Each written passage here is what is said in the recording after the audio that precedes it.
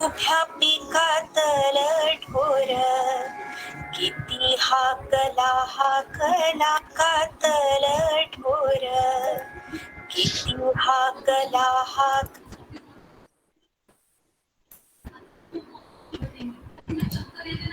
येतोय सर आवाज आता?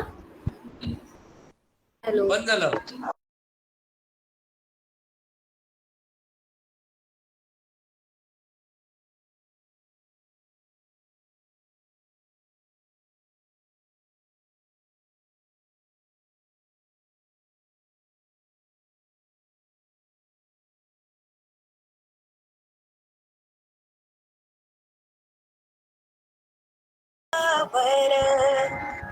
मन मोकाट त्याले ठाई ठाई वाटा, जशा वाऱ्यानं चालल्या पानावरल्या रे लाटा. मन लहरी लहरी त्याले हाती धरे कोण रे. मन लहरी लहरी त्याले हाती धरे कोण. उंडारल जस वारा वादन, मन जयरी जयरी याच न्यार रे नंतर. अरे इंचू साप परा त्याले उतारे तर. मन पाखरू पाखरू त्याची काय सांगू बात. मन पाखरू पाखरू त्याची काय सांगू बात. आता भत भुईवर गेलं गेलं आभायात. मन चपय चपय त्याले नाही जरा धीर. मन चपय चपय त्याले नाही जरा धीर. वैसनी कीज आल आल धरतीवर. मन एवढ जसा खाकसचा दाना. मन केवढ आभायात भीमायेना. देवा कस माझे दुनियात. असा कसा रे तू योगी काय तुझ.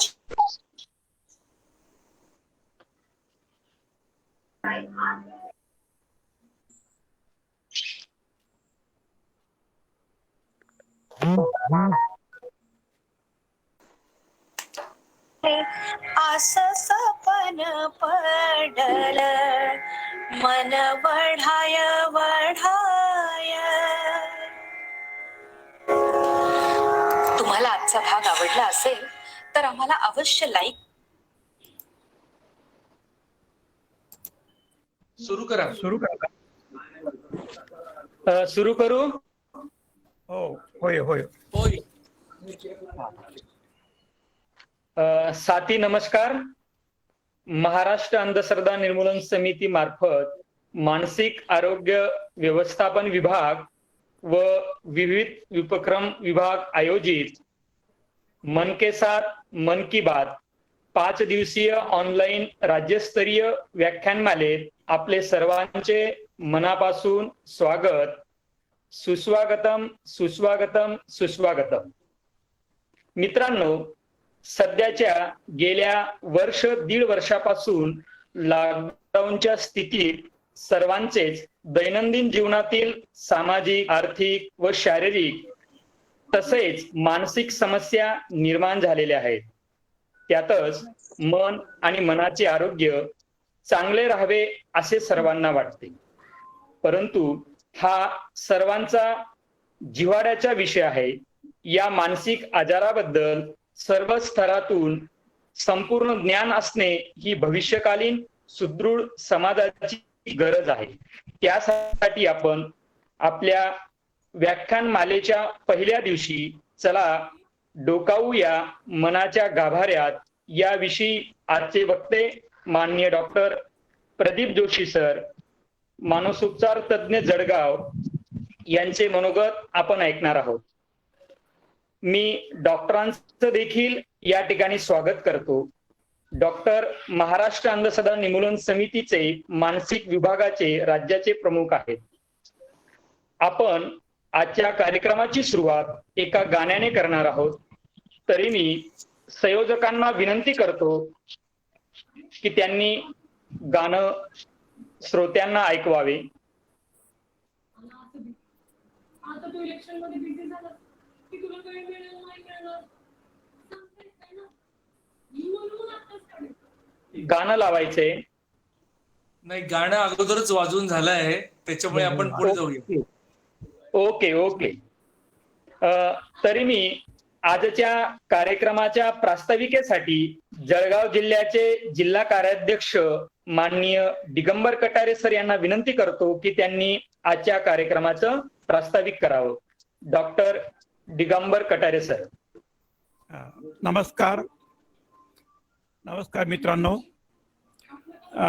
आपण आजपासून 2 जून पासून ते 6 जून पर्यंत सतत 5 दिवस आपण या व्याख्यानमालेमध्ये मन की बात मन की साथ या व्याख्यानमालेमध्ये आपण चांगल्या विविध प्रकारचे मानसोपचार तज्ञांचे आपण ऐकणार आहोत. विविध विषयांवरती ऐकणार आहोत. आपण या आधी देखील खानदेशस्तरीय आपण बरेचसे वेबिनार घेतलेत. त्यामध्ये डॉक्टर नितीन शिंदे यांचा फलज्योतिष येथे 5-6 दिवस घेतलंय. नंतर लॉकडाऊन आणि स्त्री जीवन या विषयावरही घेतलं.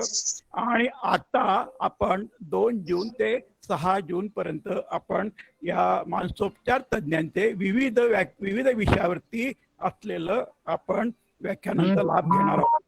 मित्रांनो, या ठिकाणी आपण मन म्हणजे काय आणि मेंदू म्हणजे काय, मन आणि मेंदू यांचा काही संबंध आहे का, मेंदूचे विकार आणि मनविकार आणि विचार आणि त्यासोबत भावना अशा वेगवेगळ्या गोष्टींचा संबंध आपल्या जीवनाशी येत असतो.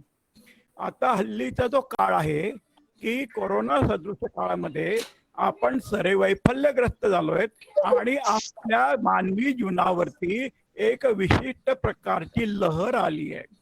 आपण मगाशी कविता वाचली, मन वढाय वढाय हे वाचलं, मन मोकाट मोकाट, मन लहरी लहरी, अशा प्रकारचे मन जहरी जहरी त्याचं ज्ञान आपण ऐकलं. मित्रांनो, हे मन म्हणजे काय आणि या मनाचं आजार काय असतात का, शरीर आजारी पडतं हे माहिती आहे, मन देखील आजारी पडतं हे मात्र लोकांमध्ये अजूनही संभ्रम आहे. तेव्हा आपण जाणून घेऊया आजच्या वक्त्यांकडून. आजचा पहिला दिवसाचं पहिलं पुष्प डॉक्टर प्रदीप जोशी हे जळगावहून आपल्याशी संवाद साधणार आहेत. मित्रांनो, डॉक्टर प्रदीप जोशींच्या संबंधात आम्ही नेहमी अनेक वर्षापासून साधारणतः 25 वर्ष झाले मी त्यांच्यासोबत काम करीत आहे. आणि त्यांच्यासोबत काम करता करता मी पण एक प्रकारचं मानस मित्र झालो. आणि मानस मित्र त्यांचे व्याख्यान ऐकून ऐकून माझंही बरंच प्रबोधन झालंय. आणि मी ते आपल्या समाजामध्ये माझ्याकडे देखील काही आपल्या घटना येतात. परवाची घटना सांगतो. जळगावमध्ये परवा एक घटना घडली. 27 तारखेला मी आणि डॉक्टर विकास निकम यांना एक केस आमच्याकडे आली की ती केस होती 22 वर्षाची तरुणी. तिच्या अंगामध्ये भूताचा संचार आणि ती बामोशी बाबाच्या दर्ग्यामध्ये जात होती. आणि तिला कुठून तरी माझा नंबर मिळाला आणि नंतर आम्ही तिचं काउन्सिलिंग केलं, समुपदेशन केलं. आता आज दुपारी तिने मला चहाला बोलवलं आणि सांगितलं की सर, मी आता ठणठणीत बरी झाली. म्हणजे काय मित्रांनो, मनावरचा आघात, तिच्या मनामध्ये असलेलं दडलेलं असतं ते तिचं मनाचं आपण मनाच्या ठिकाणी गेलो आणि मनाच्या ठिकाणी गेल्यानंतर तिचं मन आपण प्रवृत्त केलं, ओपन केलं आणि तिच्या मनामध्ये असलेलं दाटलेलं आपण ते बाहेर काढलं आणि तिच्या मनाचा खेळ आपण ते बाहेर केला. आणि आता ती म्हणते सर मी आता अत्यंत चांगली झाली, कुठल्याही औषधाने नाही. तिला म्हटलं की तू डिप्रेशन मध्ये आहे, तुला औषध घ्यायची गरज पडेल कदाचित, आहेत आपल्याकडे डॉक्टर, परंतु ती म्हटली की मी माझ्या मनानेच खंबीर झाली. आणि आता मी म्हणजे सांगायचं की त्याला डोकावूया मनाच्या गाभाऱ्यात, त्याला डोकावूया मनाच्या गाभाऱ्यात, हे सगळ्यात महत्वाचं वाक्य आहे. आणि आपण या आज वेबिनार घेतोय, पहिलं पुष्प गुप्तोय. तेव्हा मित्रांनो मी एवढं बोलून मी माझं प्रास्ताविक संपवतो आणि पुढे सूत्र रवींद्र पाटीलकडे देतो. धन्यवाद. धन्यवाद सर. तदनंतरच्या कार्यक्रमाचे स्वागत व परिचय नगर जिल्ह्याचे जिल्हा कार्याध्यक्ष माननीय प्रमोद भारुडे सर यांनी करावं. प्रमोद भारुडे सर.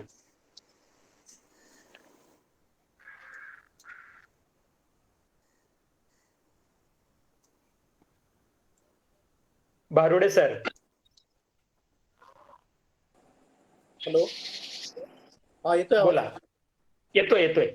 उपस्थित सर्व साथी तसेच आजचे व्याख्याते प्रसिद्ध मनसोपचार तज्ञ डॉक्टर प्रदीप जोशी यांचे मी मनापासून स्वागत करतो. माननीय डॉक्टर प्रदीप जोशी हे महाराष्ट्रातील ज्येष्ठ नामवंत मनसोपचार तज्ञ. गेली अनेक वर्षे ते महाराष्ट्र अंधश्रद्धा निर्मूलन समितीच्या कार्यात सक्रिय आहेत. शाखेच्या अध्यक्षपदापासून ते राज्य पातळीवरील पदापर्यंत संघटनेच्या कार्यात ते सक्रिय राहिलेले आहेत.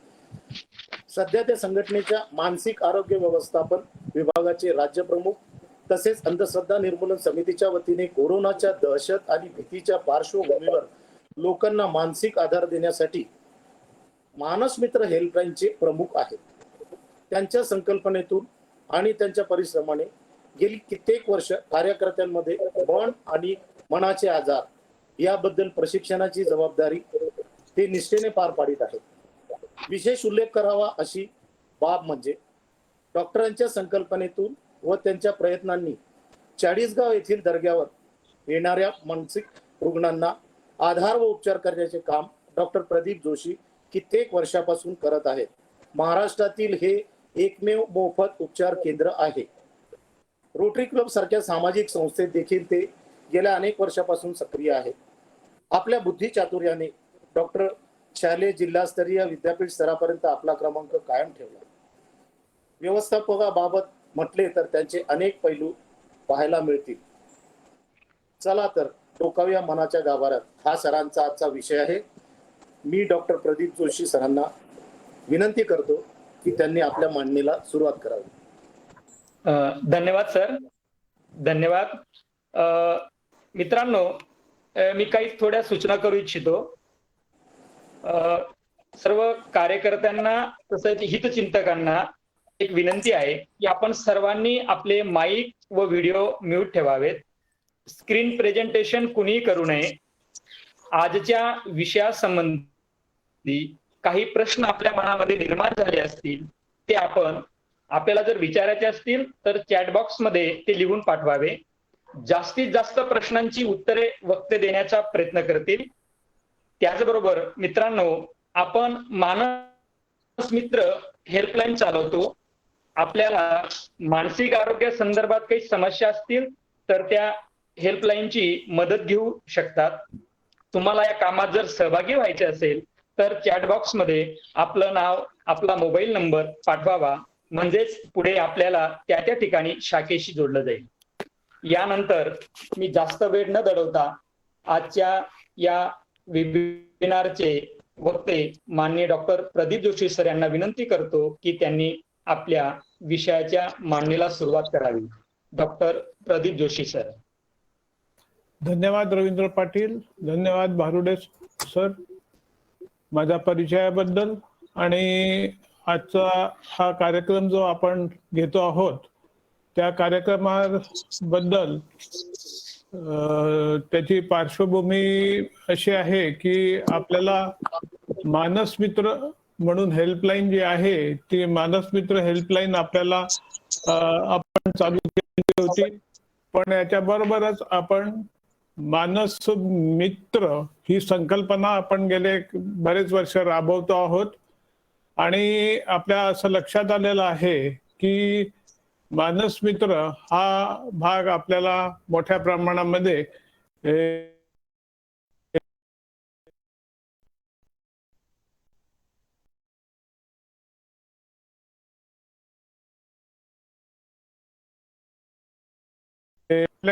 कुतूहल सुद्धा पुष्कळ लोकांना आहे, पण समाजामध्ये जर आपल्याला या गोष्टी करायच्या असतील तर आपल्याला लोकांचं हे ज्ञान लोकांमध्ये आपल्याला या गोष्टीच्या बाबतीत थोडस पुढे जायला पाहिजे आणि लोकांना अधिकाधिक पद्धतीने आपल्याला त्यांच्या जिज्ञासा ही पूर्ण केली पाहिजे असं मला वाटतं. आमच्या असं लक्षात आलं, आता स्क्रीन प्रेझेंट होतोय का? हॅलो. नाही सर, नाही झाला. नाही झाला.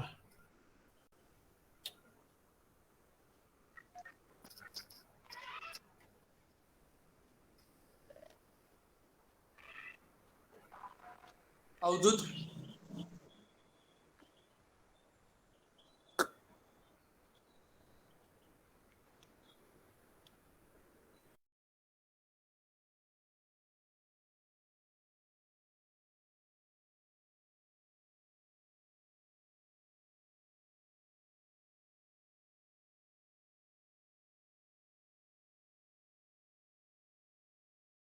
अच्छा अवधूत, तुला चेक करता येईल का?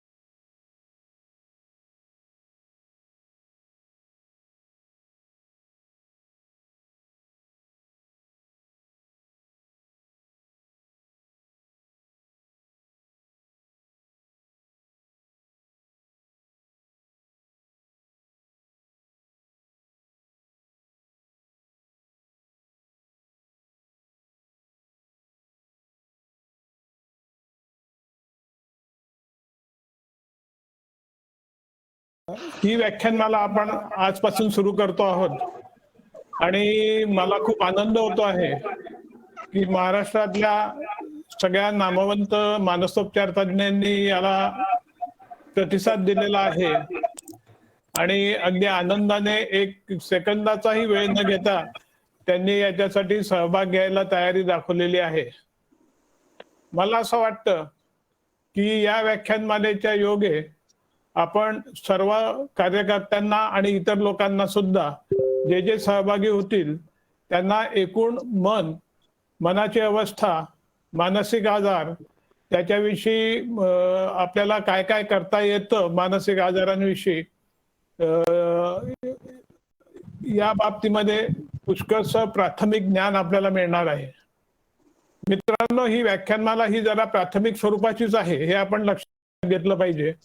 सुरुवातीला फक्त म्हणजे आपल्याला तोंडओळख होणं, मानसिक आजार कसे ओळखायचे याचा अंदाज येणं मानसिक आजारी आजूबाजूचे कोणी असले तर त्यांना खऱ्या पद्धतीने कशी मदत करायला आपल्याला सरसावता येतं, त्यांना मार्गदर्शन कसं करावं लागतं, या बाबतीतलं आपल्याला ज्ञान याच्यातनं मिळावं, हा या गोष्टीचा खरा उद्देश आहे. या सगळ्या याच्यातून आपण लगेच काही खूप प्रेझेंटेशन बंद झालंय, परत सुरू करा. बंद झाले.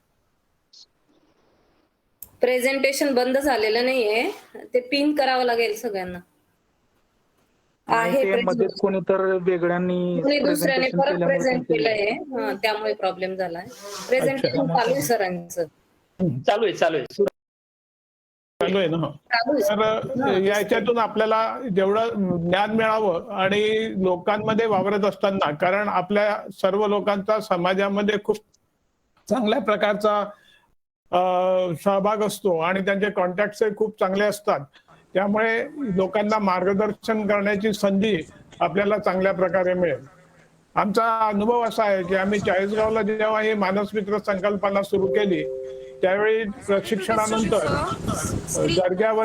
तिथल्या दर्ग्यावरती जे अनेक मनोरुग्ण येत होते, त्या मनोरुग्णांचं प्रबोधन आपल्या कार्यकर्त्यांनी केलं आणि नातेवाईकांचं प्रबोधन केलं, त्यांना उपचारासाठी वळवलं आणि त्यातून खूप लोकांना फायदा झाला. जवळजवळ आम्ही 900 लोकांना पर्यंत पोहोचलेलो आहोत आणि 900 कुटुंबांना आम्ही त्या पद्धतीने मदत केलेली आहे.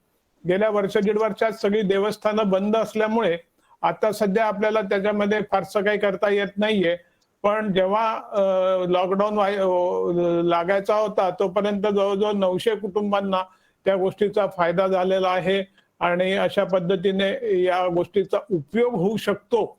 म्हणून आपल्याला असं मनात आलं की हे अधिकाधिक स्तरापर्यंत आपल्याला पोहोचवायचं, मोठ्या स्तरापर्यंत पोहोचवायचा आपण प्रयत्न केला पाहिजे. मित्रांनो, मेंदू म्हणजे काय आहे? आज आपण पहिल्यांदा मेंदू आणि मन याविषयी थोडीशी माहिती करून घेणार आहोत. पण मेंदूचा काय संबंध मनाशी? मन म्हणजे काय असतं? मन कुठे असतं? असे अनेक प्रश्न लोक विचारत असतात. गंमत अशी आहे की एखाद्या हृदयरोग तज्ञाला तुम्ही विचारलं की का रे बाबा हृदय कुठे असतं, दाखवतोस का? तर तो हृदयाविषयी सांगू शकतो की इतके बाय इतके असतं, मुठीच्या आकाराचं असतं, वजन इतकं असतं, रंग असा असतो. एखाद्या किडनी तज्ञाला तुम्ही विचारलं की कसं असतं, तर किडन्या इतक्या इतक्या असतात, त्यांची वजन इतकी असतात, डावी अशी असते, उजवी अशी असते, असं सांगू शकतात. पण मानसोपचार तज्ञाला जर तुम्ही विचारलं की का रे बाबा मन कसं असतं, तर तो काही हे सांगू शकत नाही की इतके बाय इतके असतं, हिरव्या रंगाचं असतं का निळ्या रंगाचं असतं का पिवळ्या रंगाचं असतं, असं काही त्याला सांगता येत नाही. इतकंच नव्हे तर नक्की एक्झॅक्टली कुठे असतं असं जर विचारलं तरी सुद्धा स्पष्टपणे सांगता येत नाही. की जसं बाकीचे सगळे अवयव आपल्याला दाखवता येतात, सांगता येतात, या ठिकाणी बसलेले आहेत, तसं मन कुठे आहे हे आपल्याला नीट सांगता येत नसलं तरी सुद्धा आता असं हे झालेलं आहे की मन हे साधारणतः मेंदूशी निगडित आहे. हे असं का? तर मन म्हणजे काय असतं? मन हा एक प्रत्यक्ष अवयव नसला तरी मन ही एक संकल्पना आहे. आणि संकल्पना काय आहे? तर आपण एखादा माणूसचा ज्यावेळी अभ्यास करतो त्यावेळी आपल्या काय लक्षात येतं की आपण त्याच्याविषयी कुठल्या गोष्टी विचारात घेतो? आपण तो दिसतो कसा, तो वागतो कसा, त्याची वर्तणूक कशी आहे, हा भाग आपण एक विचारात घेतो. दुसरा भाग आपण असा विचारात घेतो की त्याच्या भावना कशा आहेत, तो कशा प्रकारे भावनांवर नियंत्रण असतं आणि कशा प्रकारे भावना व्यक्त करतो, हा भाग आपण विचारात घेतो. आणि त्याचे थॉट्स म्हणजे त्याचे विचार कसे आहेत या सगळ्या गोष्टीचा आपण विचार करतो. म्हणजे भावना, वर्तणूक आणि विचार या तिन्ही गोष्टीचा विचार करून आपण एखाद्या माणसाविषयीच्या गोष्टी समजतात आणि हे सगळ्या गोष्टी या मनाच्या द्वारे केलेल्या गोष्टी असतात. मग भावना, विचार आणि वर्तणूक हे कुठनं होतं? तर हे मेंदूतनं होत असतं. म्हणून मनाचं सेंटर काय आहे? तर मनाचं सेंटर हे मेंदूमध्ये आहे. आणि मेंदूमध्ये असं अमुकच ठिकाणी आहे असं नसून ते डिफ्यूज आहे. म्हणजे मेंदूचे वेगवेगळे भाग मिळून या गोष्टी होत असतात.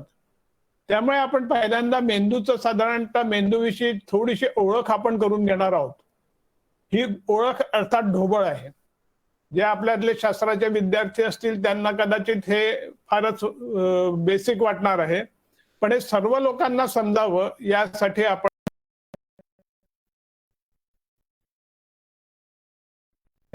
की मेंदू एखाद्या कॉम्प्युटर सारखा काम करत असतो. कॉम्प्युटर मध्ये काय होतं? कॉम्प्युटरमध्ये आपण पहिल्यांदा सगळ्या प्रकारच्या माहिती देत असतो. कॉम्प्युटरमध्ये त्या माहितीचं प्रोसेसिंग होतं आणि ते प्रोसेसिंग होत झाल्यानंतर आपण जेव्हा एखादी कमांड देतो त्यावेळी त्याच्यातनं आउटपुट येत असतो. मेंदूच्या बाबतीत तसंच होतं.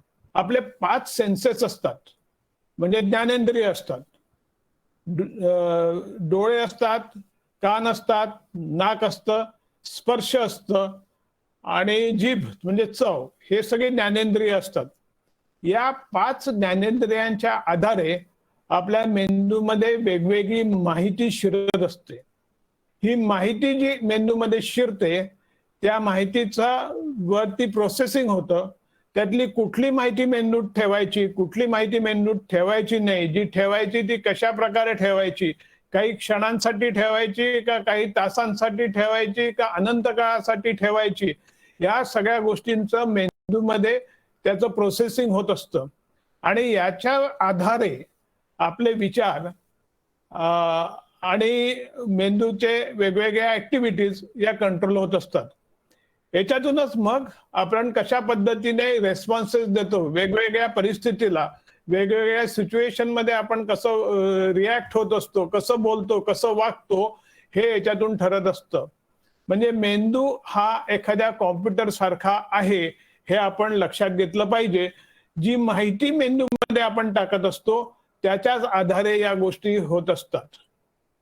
मित्रांनो, आता हा मेंदूचा एक आकृती आहे.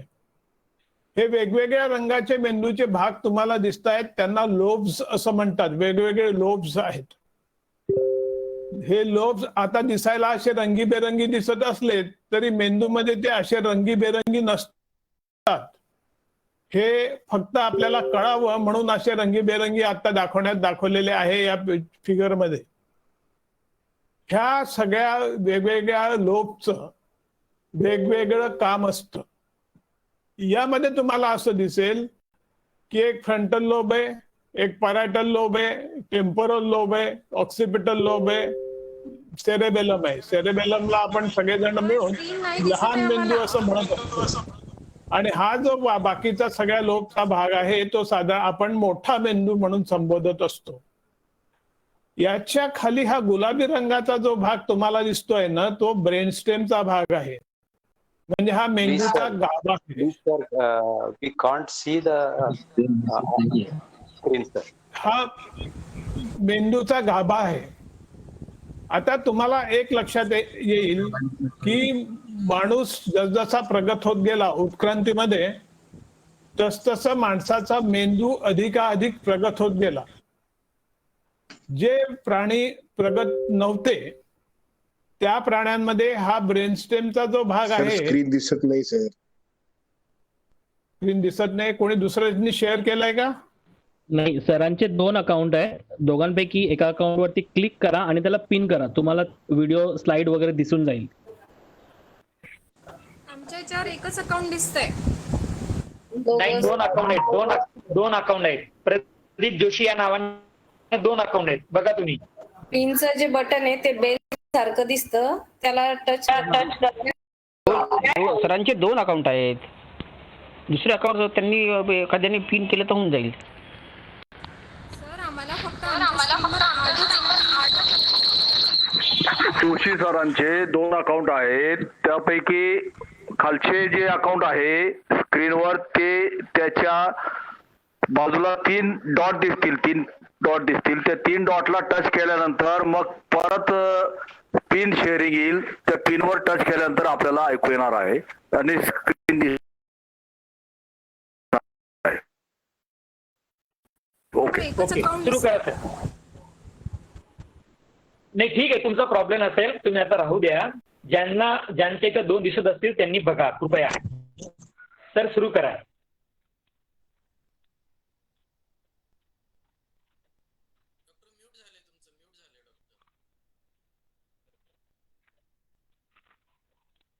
डॉक्टर साहेब सुरू करा. सर प्रेझेंटिंग बंद करा. सर त्यांनी म्यूट केलंय. सर डॉक्टर सर तुम्ही म्यूट केलंय. सर अनम्यूट करा. अनम्यूट करा.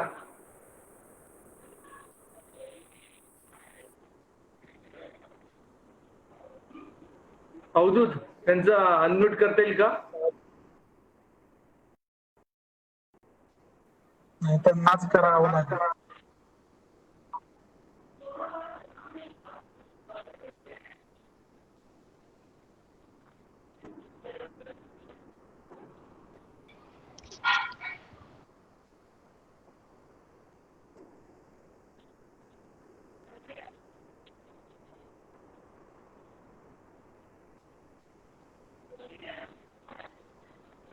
जोशी सर अनम्यूट होत नाहीये का?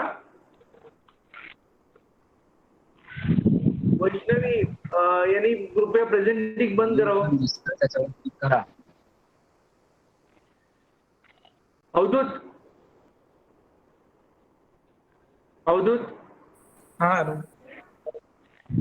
हा ते बघा प्रदीप जोशी यांचं अनम्यूट होत नाहीये. सर अनम्यूटचं बटन क्लिक करा. जरा तू सूचना कर ना, जरा लक्ष दे. सर शेअरिंग स्टॉप करून नंतर करा. पुन्हा प्रेझेंट करा एकदा, तरच होईल ते, कारण ते दिसत नाही आपल्याला व्हॉइस साठीच. स्टॉप करून बॅक जा आणि नंतर मग करा.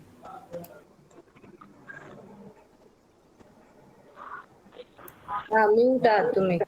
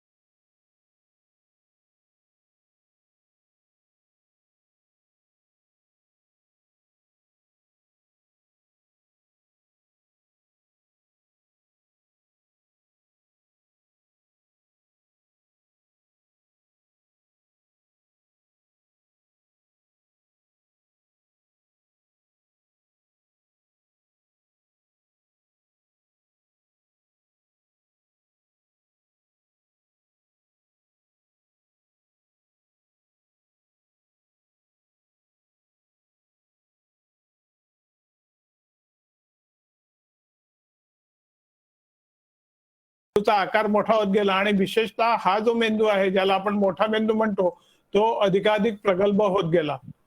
माणूस आणि प्राण्यांमध्ये सगळ्यात महत्वाचा फरक जो निर्माण झाला तो या फ्रंटल लोब मध्ये निर्माण झालेला आहे. फ्रंटल लोब मध्ये विशेषतः आणखीन एक फ्रंटल लोबचा एक भाग असतो त्याला प्री फ्रंटल लोब असं म्हणतात. त्या प्री फ्रंटल लोब मध्ये विशेष करून जास्तीत जास्त प्रगती देणाऱ्या गोष्टी होत गेल्या. मेंदूचे पुन्हा उजवा मेंदू आणि डावा मेंदू असे प्रकार असतात आणि आपल्याला माहिती आहे की उजवा मेंदू हा शरीराच्या डाव्या भागाचं नियंत्रण करतो तर डावा मेंदू हा शरीराच्या उजव्या भागाचं नियंत्रण करत असतो. पण एकूणच डावा मेंदू म्हणजे आपण सर्व बहुतेक सगळे लोक उजव्या हाताने म्हणजे उजवे काम करणारे लोक असतो तर त्यांचा डावा मेंदू हा जास्त प्रॉमिनंट म्हणजे डॉमिनंट असतो आणि जे डावखुरे लोक असतात त्यांचा उजवा मेंदू हा जास्त डॉमिनंट असतो. जो डॉमिनंट लोब असतो तो साधारणतः तुमचं स्पीच, तुमचं गणिती शास्त्र, तुमचं जाणून घेण्याचं भाग हा त्यांचा जास्तीत जास्त प्रगल्भ असतो. पण जो नॉन डॉमिनंट भाग असतो त्याच्यामध्ये क्रिएटिव्हिटी म्हणजे नवीन गोष्टी शिकणं, नवीन गोष्टी सुचणं, कलात्मक, संगीत, चित्रकला या सगळ्या गोष्टींची आवड अधिक चांगली असते आणि त्यामध्ये ते जास्त प्रगत असतात. आता हे जे वेगवेगळे आपण लोब्स बघितलेले आहेत त्यातल्या एकूण सगळ्या लोब्सचं कसं काम आपल्या मेंदूशी निगडीत आहे हे थोडंसं आपण बघूयात. हा फ्रंटल लोब मगाशी आपण बघितला. या फ्रंटल लोब मध्ये विशेषतः तुमचं व्यक्तिमत्व, तुमच्या भावना, जजमेंट, प्लॅनिंग या सगळ्या गोष्टींचा भाग असतो आणि शिवाय ब्रोकाज एरिया नावाचा भाग असतो तो तुमचं बोलणं आणि लिहिणं या विषयीचा भाग त्याच्यामध्ये असतो. त्याच्यामध्ये एक मागे शेवटी पट्टी असते, ती पट्टीमध्ये तुमच्या शरीराच्या ज्या हालचाली असतात त्या हालचालींचं नियंत्रण करणारी जी पट्टी असते त्याला मोटर स्ट्रीप असं म्हणतात. हा पुढचा लोब आहे तो पॅराटल लोब आहे. त्या पॅराटल लोब मध्ये सुद्धा आपल्याला लक्षात येईल की त्याची पुढची पट्टी जी फ्रंटल लोबच्या मोटर एरियाला लागून असते, मोटर स्ट्रीपला, ती सेन्सरी स्ट्रीप असते. म्हणजे इथे पॅराटल लोब मध्ये वेगवेगळ्या सेन्सेशन्स पर्टिक्युलरली टच आणि टेम्परेचर यांचं तिथे एकत्र केल्या जातात. शिवाय याच्यामध्ये वेगवेगळ्या जे सिग्नल्स येत असतात त्या सिग्नलचं इंटरप्रिटेशन करणं हा सुद्धा पॅराटल लोबचा भाग असतो. लँग्वेजेसचं इंटरप्रिटेशन करणं या दृष्टिकोनातनं पॅराटल लोब हा महत्वाचा भाग असतो. ऑक्सिपिटल लोब हा शेवटचा लोब असतो, पाठीमागचा भाग असतो आणि त्या लोबमध्ये विशेष करून तुम्हाला दृष्टी, कलर, रंग, लाईट, प्रकाशाच्या हालचाली या सगळ्याचा भाग हा केला जातो. टेम्पोरल लोब हा सुद्धा महत्वाचा आहे. विशेषतः तो असा खालच्या बाजूला असतो. आता याच्यात निळा दिसतोय तो. त्याच्यामध्ये स्मृती म्हणजे मेमरी आणि ऐकण्याची क्रिया या भाग जास्त प्रमाणात होतो. तसंच तुम्हाला वेगवेगळ्या भाषांचं समजून घेणं आणि भाषांचं हे कळणं या गोष्टीसाठी सुद्धा टेम्पोरल लोब महत्वाचा असतो. ब्रेन स्टेम आपण मगाशी बघितला जो गाभा, त्याच्यामध्ये हे वेगवेगळे छोटे छोटे अवयव असतात. त्यात hypothalamus, pituitary gland, pineal gland, thalamus, basal ganglia आणि लिम्बिक सिस्टीम असा प्रकार असतो. हायपोथॅलॅमस हा जो भाग असतो तो साधारणतः असा एवढासा छोटासा भाग या ठिकाणी दिसतो. पण जी एक ऑटोनॉमिक नर्वस सिस्टीम असते म्हणजे आपल्या मेंदूमध्ये एक सेंट्रल नर्वस सिस्टीम असते आणि एक ऑटोनॉमिक नर्वस सिस्टीम असते. सेंट्रल नर्वस सिस्टीमची जागृती आपल्याला असते, आपण त्याचा कंट्रोल करू शकतो. पण ऑटोनॉमिक नर्वस सिस्टीम जी असते त्या सिस्टीमला आपल्याला आपला कंट्रोल ऐच्छिक कंट्रोल नसतो, ती अनैच्छिक गोष्ट असते.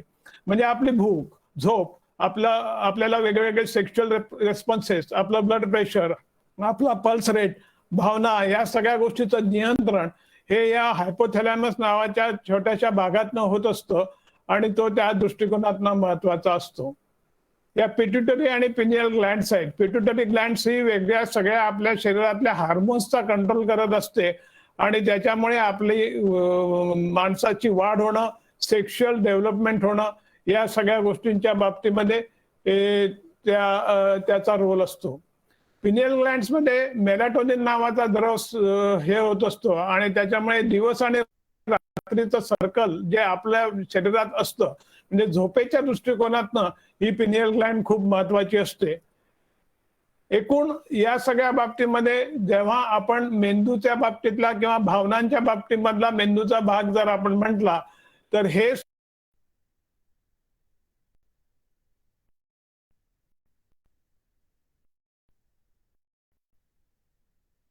सगळे पण ही कल्पना केलेली सिस्टीम आहे की जी भावनांशी निगडीत जास्त असलेल्या गोष्टी कल्पना केलेली आहे. हा फ्रंटल लोबचा काही भाग आहे, हा ॲमिग्डाला नावाचा भाग आहे, हा हिपोकॅम्पस आहे, हायपोथॅलॅमस आहे, थॅलॅमस आहे.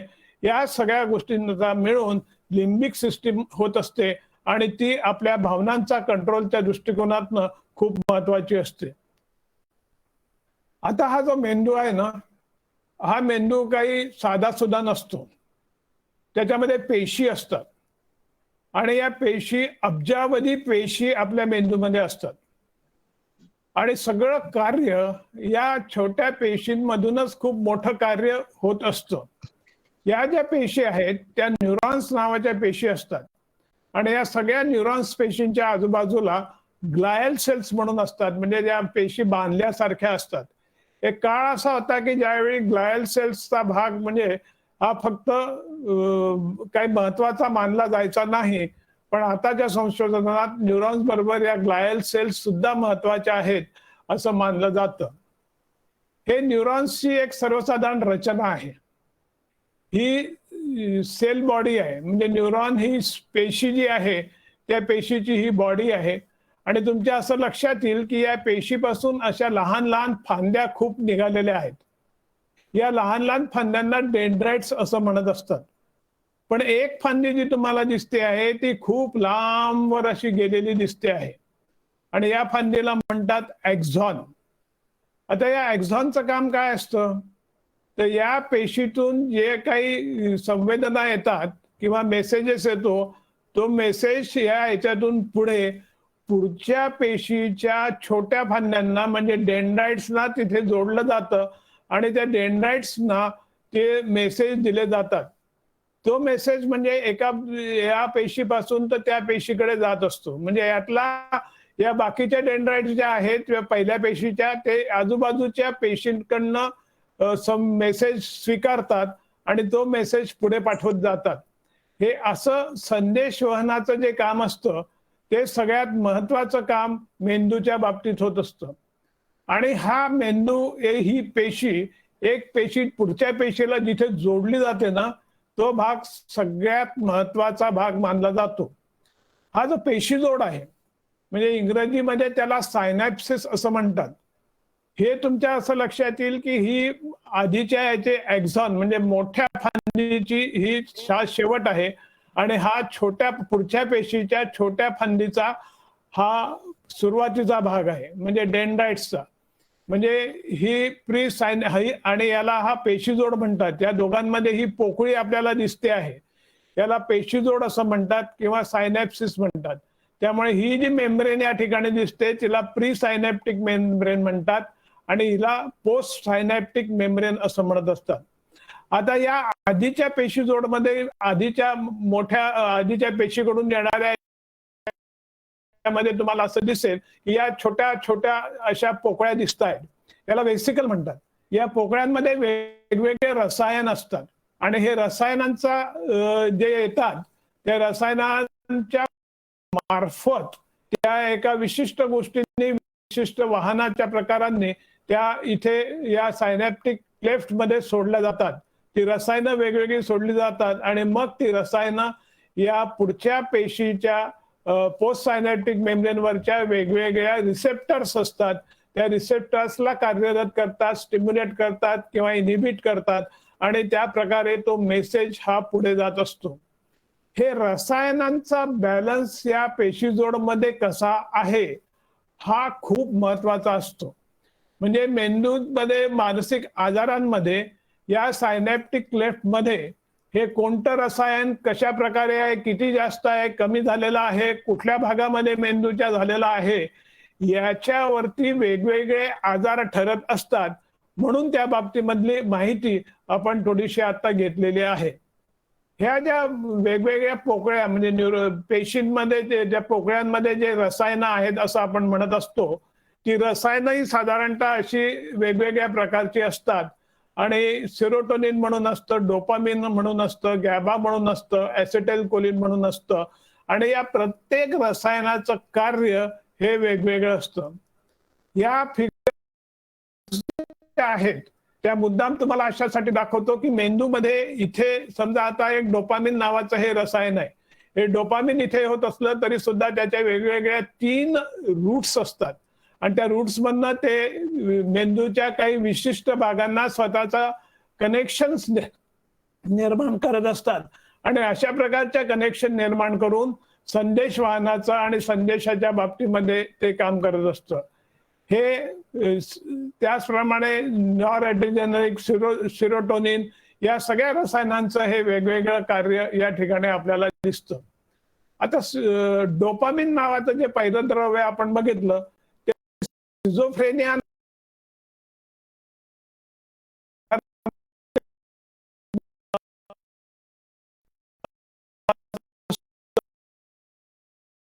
काम हे डिप्रेशन म्हणजे नैराश्यामध्ये खूप महत्वाचा रोल असतो. आणि त्याच्याबरोबरच आजकाल तो चिंता रोग म्हणजे एन्झायटी मध्ये सुद्धा हा रोल असतो असं म्हटलं जातं. ऍसिटाइल कोलिनचा आपण मागाशी बघितलं, त्या ऍसिटाइल कोलिनचं मेंदूच्या लर्निंग प्रोसेस आणि स्मरणशक्तीच्या बाबतीमध्ये खूप महत्वाचं असतं. म्हणून ऍसिटाइल कोलिनचा भाग हा त्या ठिकाणी आपल्याला जाणवत असतो. आता हे आपण बघितल्यानंतर हे साधारण मेंदूचा स्ट्रक्चरचा भाग आपण बघितला. पण याच्याने आपल्याला मन कसं आहे, काय आहे, ते वेगवेगळे रसायन याची थोडीशी तोंडओळख झाली. पण नक्की मनाचं कार्य कसं चालतं हे आपल्याला याच्यातनं फारसं कळलं नाही. तर मनाचं काम जे चालत असतं ते मनाच्या बाबतीमध्ये काही संकल्पना मांडल्या गेलेल्या आहेत. आता मानसशास्त्राचा जनक, आधुनिक मानसशास्त्राचा जनक म्हणून सिग्मंड फ्रॉइड याला जे म्हणत असतात, त्याने मनाची रचना कशी असेल याविषयी काही कल्पना मांडलेल्या होत्या. आणि या कल्पना या आपण थोड्याशा ओळख करून घेऊयात. फ्रॉइडच्या मते मनाचे 2 भाग असतात. एक जागृत मन म्हणजे कॉन्शियस माइंड आणि दुसरं अजागृत मन म्हणजे अनकॉन्शियस माइंड. या जागृत मनामध्ये ज्या ज्या गोष्टी होतात त्या सर्व गोष्टी आपल्याला त्यांची सतत जाणीव होत असते आणि आपल्याला त्याची कल्पना असते, म्हणजे आपल्या जाणीवेत या गोष्टी असतात. पण हे अजागृत म्हणजे अनकॉन्शियस माइंड जे आहे ते अजागृत मनामध्ये ज्या गोष्टी चालतात त्या आपल्याला अजिबात माहिती नसतात. तुमच्या असं लक्षात येईल जागृत मनापेक्षा अजागृत मनाचा भाग हा खूप मोठा या ठिकाणी दाखवलेला आहे. कारण अजागृत मनामध्ये खूप गोष्टी असतात. या अजागृत मनातल्या गोष्टी या बाहेर येत नाहीत, सहजासहजी तर अजिबात येत नाहीत. त्याच्यासाठी काही विशिष्ट प्रकारच्या थेरपीज आहेत, पण त्या अतिशय अवघड आणि कष्टाचं ते काम असतं.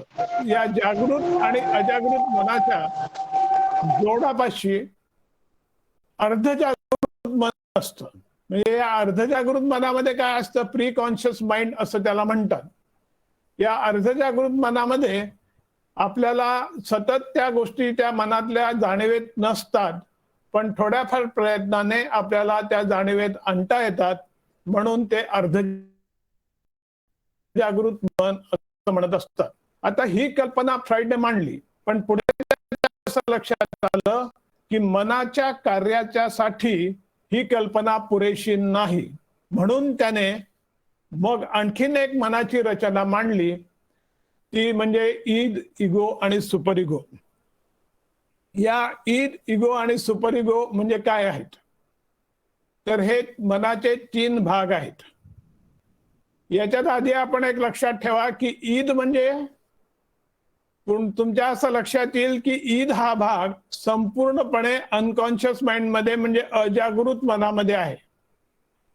याची आपल्याला फारशी जाणीव नसते. ईद मध्ये काय असतं, ईद मध्ये आपल्या बेसिक इन्स्टिंक्ट ज्या असतात म्हणजे मग सेक्सच्या असतील, भुकेच्या असतील, आक्रमकतेच्या असतील, सर्व्हायव्हल साठीच्या असतील, पुनरुत्पादनाच्या असतील, या ज्या बेसिक इन्स्टिंक्ट असतात त्या बेसिक गोष्टी या आयडी ईद मध्ये असतात. हा पूर्णपणे अनकॉन्शियस भाग आहे. आणि हा सुपर इगो आणि इगो काय आहे हे आपण आता बघूयात. आता ही त्याचीच रचना आता थोडी वेगळ्या पद्धतीने मांडली आहे. सुपर इगो आणि इगो हा काही प्रमाणामध्ये जागृत होता, काही प्रमाणामध्ये अजागृत होता. आता हे ईद आहे. या आयडी ईद मध्ये काय आहे, तुमच्या गरजा, बेसिक गरजा, तुमच्या इच्छा या सगळ्या या ठिकाणी भरलेल्या असतात, ठासून भरलेल्या असतात. आणि या सगळ्या इच्छा, आकांक्षा ज्या असतात त्या एकदम अशा स्वस्थ बसलेल्या नसतात. प्रत्येक माणसाच्या बाबतीमध्ये त्यामध्ये त्या चळवळ करत असतात. म्हणजे त्याच्यामध्ये आतमध्ये खूप त्यांचा संघर्ष, खूप त्या आतून रेटत असतात की त्या गोष्टींची पूर्तता माझी व्हावी म्हणून. आता गंमत अशी आहे की समजा मला भूक लागलेली आहे. मला असं दिसतं आहे की माझ्या मित्राच्या डब्यामध्ये छान पदार्थ आहे आणि त्याचा वास मला सुटलेला आहे. मला तर भूक लागलेली आहे. मला तर असं वाटतं की मी तो खायला पाहिजे. आय मारतोय की जा त्याच्या डब्यातला जो पदार्थ आहे तो खा. पण मी ज्या कुटुंबात राहतो, माझ्या कुटुंबाने, माझ्या आईवडिलांनी, माझ्या शाळेने, माझ्या नातेवाईकांनी, माझ्या मित्रांनी, माझ्या समाजाने माझ्यावरती काही नियम लादून दिलेले आहेत. त्यामुळे मला असं भुकेची जरी जाणीव झाली आणि त्याच्या डब्यातला पदार्थ खावा असा जरी वाटत असला तरी तो मला खाता येणार नाही, कारण ते चांगलं दिसत नाही. अशा पद्धतीने समाजात वागता येत नाही की मी जायचं उघडायचं, ते बऱ्यापैकी दिसत नाही. हे नियम कोण करतं? हे नियम हे माझ्या आजूबाजूला असलेले जे सगळे वातावरण आहे, ज्या याच्यात मी वातावरणात वाढलेलो आहे, ज्या समाजात मी राहिलेलो आहे, त्यातून माझी नीतिमूल्य तयार झालेली आहेत. समाजातले नियम आणि माझी नीतिमूल्य, या नीतिमूल्यांनी जो बनलेला मनाचा भाग आहे तो सुपर इगो हा आहे. म्हणजे हा सुपर इगो मला माझ्या मनात जरी समजा त्या शेजाऱ्याच्या डब्यातला खावा असं जरी म्हणत असला ईद, तरी सुपर इगो मला करू देत नाही. सुपर इगो म्हणतो हे चालणार नाही, हे चुकीचं आहे. आता गंमत कशी आहे, मग याच्यातनं ईद आणि सुपर इगो मध्ये झाला कलह. आणि ही जर टसल झाली ईद आणि सुपर इगो मध्ये, त्याच्यामध्ये काहीतरी तर मार्ग काढला पाहिजे. आणि मग असा काहीतरी मार्ग मिळाला पाहिजे की माझी भुकेची भावना, म्हणजे माझी आयडी मधले ईद मधली जी विश जी आहे ती तर पूर्ण झाली पाहिजे. पण त्याचबरोबर माझ्या सुपर इगोचा हा जो भाग आहे तो सुपर इगो म्हणजे नीतिमूल्यांचे माझे जी कल्पना आहे तिला सुद्धा धक्का पोचता कामा नये. आणि असं जेव्हा व्हायला लागतं त्यावेळी त्याच्यामध्ये समेट घडवून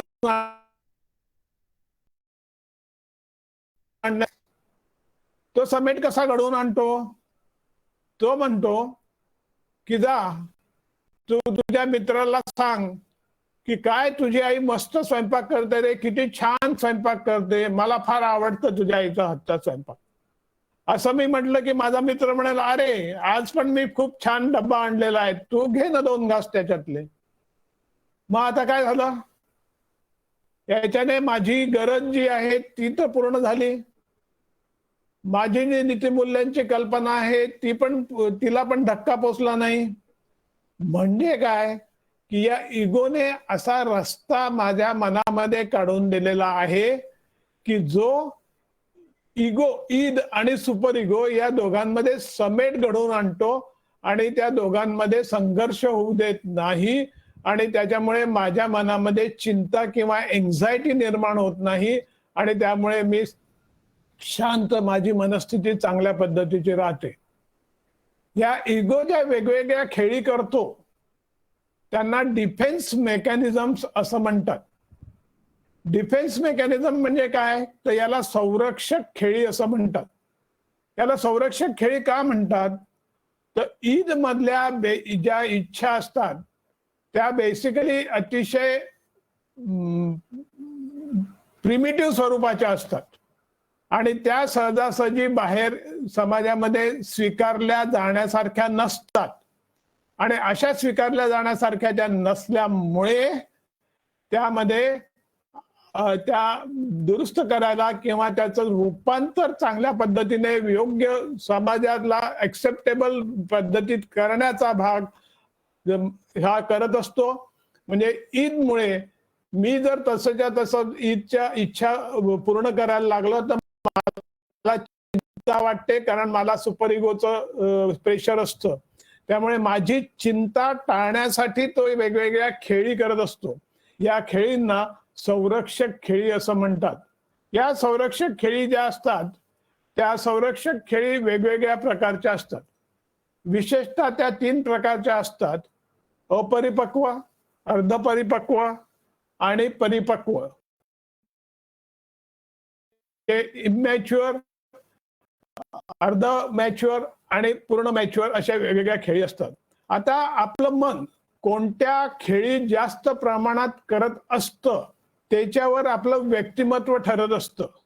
कारण मी कुठल्या गोष्टी साधारणतः हाताळत असतो, कुठल्या प्रकारे माझ्या ईदच्या गोष्टी मी सांभाळायचा प्रयत्न करत असतो, त्याच्यावरती माझी वागणूक ठरत असते आणि त्याच्यावरनं माझं व्यक्तिमत्व कसं आहे त्याचा साधारण अंदाज लोकांना येत असतो. आता अपरिपक्व खेळींमध्ये काय आहे, एक तर डिनायल नावाचा खेळी असते. या डिनायल मध्ये काय होतं की जी काही घटना घडलेली आहे ती नाकारतोच, मी पूर्णपणे नाकारतो, असं काही झालेलंच नाहीये अशा पद्धतीने मी वागायला लागतो आणि पूर्णपणे नाकारल्यामुळे त्याला म्हणजे वास्तवतेचं भान मी ठेवत नाही आणि त्यामुळे ती अपरिपक्व अशी ती खेळी आहे. दुसरी खेळी असते अपरिपक्व मधली रिग्रेशन. म्हणजे याच्यामध्ये काय होतं की काही समस्या उत्पन्न झाल्यानंतर मी त्या समस्येला योग्य प्रकारे मॅच्युअर परिपक्वतेने तोंड देण्याच्या ऐवजी मी एखाद्या चाइल्ड सारखी त्याला भूमिका घेतो आणि माझ्या जीवनात मी रिग्रेस झाल्यासारखा भूमिका म्हणजे चाइल्डिश भूमिका मी घ्यायला लागतो आणि त्याच्यातून त्याला रिग्रेशन असं म्हणतात. प्रोजेक्शन म्हणजे काय, प्रोजेक्शन हा तिसरा प्रकार आहे. म्हणजे माझ्या मनात काही विचार येत आहेत, माझ्या मनात विचार जे येत आहेत ते चांगले विचार नाही आहेत, पण त्याच्यामुळे मला त्रास होतो. पण मग माझा इगो संरक्षक खेळी अशी करतो की अरे हा माझा विचार नाहीये, हा समोरच्याचा विचार आहे. आता कॉमन उदाहरण द्यायचं झालं तर मला समजा शेजाऱ्याची बायको आवडते, मला शेजाऱ्याची बायको आवडते ही गोष्ट मला चांगली नाही वाटत, मला त्याच्यातनं एन्झायटी निर्माण होणार आहे. म्हणून त्याच्याऐवजी मी माझा विचार हा प्रोजेक्ट करतो, त्या शेजाऱ्यावरती प्रोजेक्ट करतो की त्याला माझी बायको आवडते असं मी विचार करतो आणि मग तो माझ्या बायकोवरती हे करतोय असा संशय मला यायला लागतो. याला प्रोजेक्शन म्हणतात. संशयी लोक जे असतात त्यांच्यात ही खेळी सगळ्यात कॉमनली केली जाते. ऍक्टिंग आउट हाही असाच एक संरक्षक खेळी आहे की ज्याच्यामध्ये जर काही गोष्ट झाली तर काहीतरी एकदम चमत्कारिक वागणूक या गोष्टी होतात. म्हणजे आता समजा मला राग आलेला आहे, तुमच्याशी मी बोलतोय, चर्चा करतोय, मला राग आलाय, मला इतका संताप जातोय की मी आपली मूठ घेतो आणि दाणकन भिंतीवरती आपटतो. भिंतीवर आपटल्याने काय होतं, हे ऍक्टिंग आउट झालं. म्हणजे मी योग्य प्रकारे माझ्या मनातले विचार न मांडता मी ते अशा पद्धतीने चुकीच्या पद्धतीने आउटबर्स्ट केल्यासारख्या त्या गोष्टी करतो, याला ऍक्टिंग आउट म्हणतात. इतर काही गोष्टी आहेत त्यात अर्धपरिपक्व आहेत. त्यात एक रिप्रेशनचा संरक्षक खेळी आहे. म्हणजे एखादी घटना घडलेली आहे ती मला त्रास देते आहे तर ती मी रिप्रेस करतो, म्हणजे माझ्या मनामध्ये ती मी दाबून ठेवतो आणि कॉन्शियस लेवलमध्ये ते मी येऊ देत नाही, त्याला रिप्रेशन म्हणतात. इंटेलेक्च्युअलायझेशन म्हणजे काय की एखादी घटना झालेली आहे तर त्या घटनेमध्ये, म्हणजे आता समजा माझ्या घरामध्ये मृत्यू झालेला आहे, त्याच्यामध्ये भावना मला ज्या असतात, नैराश्य असते, रडू येत असतं, त्या भावना मी नाकारतो आणि त्याचं काहीतरी बौद्धिक स्पष्टीकरण, बौद्धिक रीतीने त्या गोष्टींचं स्पष्टीकरण देऊन त्याची चर्चा करतो, भावना दूर करून. याला इंटेलेक्च्युअलायझेशन म्हणतात. रॅशनलायझेशन म्हणजे माझ्या हातनं एखादी चूक झालेली आहे तर मी ती कशी योग्य आहे या प्रकाराने स्वतःचं समाधान करून घेतो, की मी जरी माझ्या हातनं चूक झालेली आहे तरी मी ती चूक झालेलीच नाहीये खरं, म्हणजे मी ते मुद्दाम अशा पद्धतीने केलेलं आहे असं रॅशनलाइज करायचा प्रयत्न करतो. अनडुईंग मध्ये काय होतं की मी एखाद्या विषयीचा अपराध केलेला आहे तर तो अपराध त्याच्या विषयीचा तो दूर करण्यासाठी म्हणून मी प्रयत्न करतो. याला हे त्याच्यातनं जे ऍक्शन माझी होते तिला अनडुईंग असं म्हणतात. आणि डिस्प्लेसमेंट मध्ये काय होतं की एखाद्या गोष्टीवरती जर माझा संताप असेल तर तो, किंवा माझ्या भावना असतील तर त्या भावना त्या गोष्टी व्यतिरिक्त इतर गोष्टींवरती मी केंद्रित करायला लागतो. आता फोबिया सारख्या ठिकाणी काय होतं की समजा मला प्रवासाची भीती आहे, बसची भीती आहे, बसच्या प्रवासाची मला भीती आहे, पण त्या भीतीबरोबर मी फक्त तिथपर्यंत थांबत नाही तर मी ती भीती त्या प्रवासाव्यतिरिक्त बसवर केंद्रित करतो किंवा कंडक्टरवरती केंद्रित करतो किंवा ड्रायव्हरवर केंद्रित करतो. याला माझी भीती जी याची होती ती तिकडे गेली, डिस्प्लेस झाली, त्याला आपण डिस्प्लेसमेंट असं म्हणतो. मग याच्याबरोबर मॅच्युअर म्हणजे परिपक्व डिफेन्सेस कोणते असतात की जे मॅच्युअर परिपक्व पर्सनॅलिटीमध्ये दिसतात. एक तर सब्लिमेशन मध्ये दिसतात. सब्लिमेशन म्हणजे काय, म्हणजे माझ्या मनामध्ये जी चिंता निर्माण झालेली आहे ती मी दुसऱ्या कुठल्या तरी चांगल्या गोष्टीद्वारे ती व्यक्त करतो. म्हणजे माझ्या मनातला भाग मी दुसऱ्या पद्धतीने, वेगळ्या पद्धतीने मी तो बाहेर व्यक्त करायला सुरुवात करतो, की जो विधायक आहे, की जो समाजाला सुद्धा विधायक आहे. कॉम्पेन्सेशन म्हणजे काय, माझ्यामध्ये काही कमीपणा असेल तर तो कमीपणा मी दुसऱ्या कुठल्या तरी गोष्टीमध्ये मी तो त्याच्यावरती मात करायचा प्रयत्न करतो. म्हणजे समजा माझी उंची कमी आहे, मला त्याच्यामध्ये स्वतःला एक इन्फेरिटी कॉम्प्लेक्स आहे, तर मी माझी उंची कमी असेल तर इतरांपेक्षा मी वेगळ्या कुठल्या तरी बाबतीमध्ये स्वतःला सुपिरियर करायचा प्रयत्न करेन आणि माझ्यातला कमी मी इतर कुठल्या तरी गोष्टीमध्ये कॉम्पेन्सेट करायचा प्रयत्न करतो, त्याला कॉम्पेन्सेशन असं म्हणतात. असर्टिव्हनेस हा सुद्धा एक असाच डिफेन्स मेकॅनिझम आहे. ह्युमर सुद्धा असाच एक डिफेन्स मेकॅनिझम आहे. हे वेगवेगळ्या संरक्षक खेळी या आपण किती प्रकारे कुठल्या खेळी जास्तीत जास्त प्रमाणात आपल्या वर्तणुकीत दिसतात त्याच्यावरती आपलं एकूण व्यक्तिमत्वाचा साज हा येत असतो, हे आपण लक्षात घेतलं पाहिजे. आणि मग ऍक्च्युली वेगवेगळ्या प्रकाराने आपली जी व्यक्तिमत्व असतं ते बेसिकली अनेक वेगवेगळ्या गोष्टींनी होतं. आज आपण आता त्याच्याविषयी फारशी चर्चा करणार नाहीये. पण पर्सनॅलिटी म्हणजे काय असतं, पर्सनॅलिटी म्हणजे शेवटी माणसाचं आपलं इतर लोक माणसाकडे, त्या व्यक्तीकडे कसं बघतात ही पर्सनॅलिटी आहे. पर्सोना म्हणजे मुखवटा, म्हणजे जो मुखवटा आपण चढवलेला असतो तो मुखवटा हा इतरांना दिसतो. त्या मुखवट्यावरतून आपण लोक आपल्याला जे ओळखतात त्याच्यावरती या गोष्टी म्हणतात. बेसिकली याच्यामध्ये पुन्हा आपल्या भावना, आपले विचार आणि आपली वर्तणूक या तीन गोष्टींचा भाग खूप महत्वाचा असतो. पर्सनॅलिटी कशी डेव्हलप होते याविषयी अनेक वेगवेगळ्या थेरीज आहेत आणि त्याच्यामध्ये सुरुवातीची खूप पॉप्युलर झालेली थेरी म्हणजे सिगमंड फ्रॉइडचीच आहे, की जी सायको अनालिटिकल थेरी किंवा psychosexual theory of personality development असे म्हटली जाते. त्याच्यामध्ये मुख्य भाग असा होता की फ्रॉइडच्या मते पहिल्या माणसाच्या पहिल्या 5 वर्षाच्या आयुष्यात व्यक्तिमत्वाचा पाया पूर्णपणे रचलेला जात असतो आणि पुढे त्यावरती फार मोठा बदल आपल्याला करता येत नाही अशी फ्रॉइडची धारणा होती. पण त्यानंतर ही थेरी काही फारशी टिकलेली नाही आणि एकूणच त्यानंतर वेगवेगळ्या लोकांनी वेगवेगळ्या पर्सनॅलिटीच्या थेअरीज काढलेल्या आहेत आणि त्यात सर्वसाधारणपणे असं एरिक्सनची थेअरी खूप बऱ्यापैकी आहे की त्याच्याने त्यांनी म्हटलेलं आहे की अगदी वयाच्या शेवटपर्यंत म्हणजे तुमच्या वयात किती वय जसं वाढत जातं तसतसं तुमच्या व्यक्तिमत्वामध्ये बदल होऊ शकतो, त्यात फरक पडू शकतो आणि वेगवेगळ्या प्रकारे कसा फरक पडतो याविषयीची ती थेअरी आहे. त्याच्याविषयी आणखीन आपण त्या सगळ्या थेअरीजची चर्चा करायला लागलो तर आणखीन खूप मोठा भाग आपल्याला होईल. त्यामुळे आता सध्या फक्त अशा पर्सनॅलिटीज बनतात, पर्सनॅलिटी बनण्याच्या वेगवेगळ्या थेअरीज असतात. सायकोअनालिटिकल थेअरी आहे, लर्निंग थेअरी आहे. लर्निंग थेअरीतनं वेगवेगळ्या गोष्टी आपल्याला शिकायला मिळतात आणि त्या आपल्या सवयीच्या होतात, पक्क्या होतात आणि अशा रीतीने पर्सनॅलिटी बनते. एकूण माणसाची पर्सनॅलिटीचा असेसमेंट ज्यावेळी आपण करत असतो त्यावेळी त्याचं बाह्यरूप हे हा एक भाग असतो, पण तो पूर्णपणे महत्वाचा नसतो.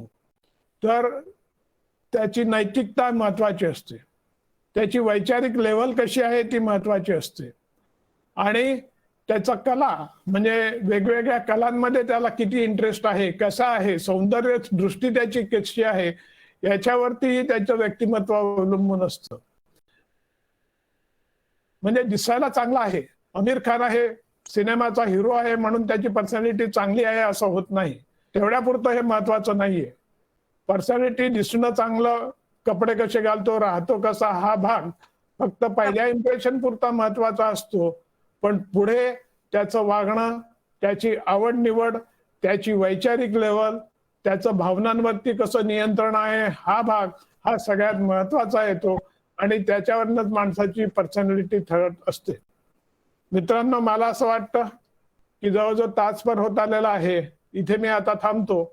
आपल्याला काही प्रश्न असतील तर आपण विचारा, आपण त्याच्याविषयी चर्चा करायचा प्रयत्न करूयात. आपण शांतपणे ऐकून घेतलं त्याबद्दल धन्यवाद.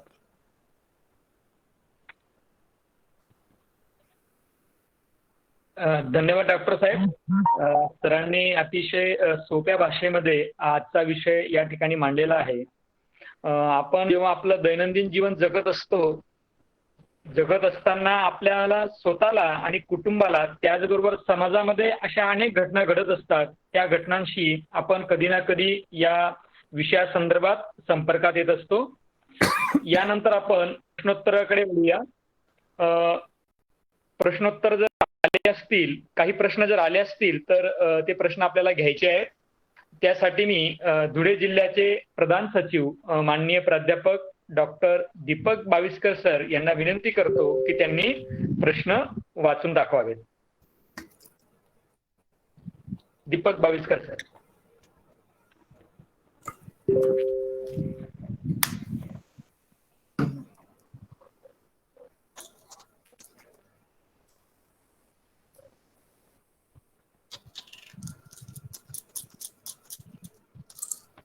दीपक बाविस्कर सर आहे का? सर बहुतेक ते जॉईन नाही आहेत. सर मग तुम्ही विचारा सर. सर हे पर्सनॅलिटी बद्दल जे तुम्ही सांगितलं आणि ती खूपच छान मांडणी आहे.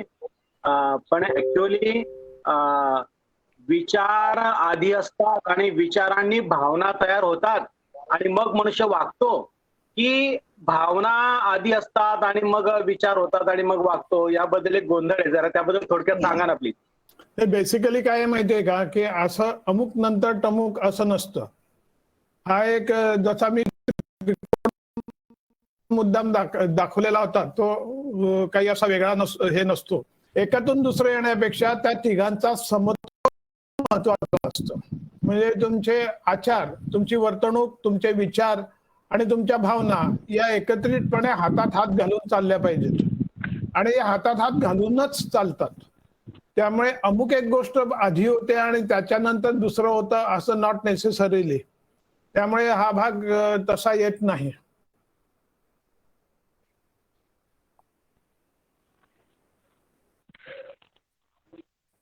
हॅलो. हॅलो, अमर तिवारी बोलतोय. सर जरा वेगळा प्रश्न आहे सर.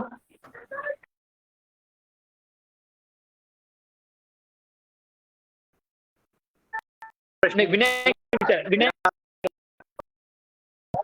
सर तुम्ही विचारा सर. चॅट बॉक्स मध्ये सर वेगवेगळ्या बोला बोला. हॅलो.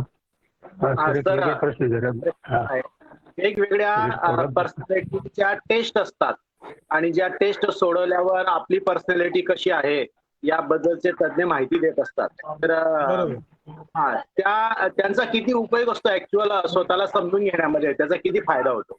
हो, वेगवेगळ्या टेस्ट ज्या असतात ना त्या अनेक प्रकारच्या टेस्ट आता आहेत. म्हणजे तुमच्या व्यक्तिमत्वाच्या हे करणाऱ्या टेस्ट आहेत, तुमचे बौद्धिक क्षमता करणाऱ्या टेस्ट आहेत, तुमच्या फॅमिलीमध्ये तुमच्या आपापसातले इंटरपर्सनल इंटरॅक्शन्स कशा आहेत त्याच्या टेस्ट असतात. आणि या टेस्टमधनं आपल्याला अनेक गोष्टी स्वतःविषयीच्या कळू शकतात आणि त्याच्यातून भाग आपल्याला कळू शकतो. म्हणजे माझी व्यक्तिमत्व कसं आहे हे मला कळलं तर मला कदाचित त्या याच्यामध्ये कुठल्या भागामध्ये मी कमी आहे, कुठल्या भागामध्ये मी जास्त आहे, या गोष्टीची जर मला कल्पना आली तर ऍक्टिव्हली मी प्रयत्न करू शकतो. म्हणजे आपल्याला असं म्हणतात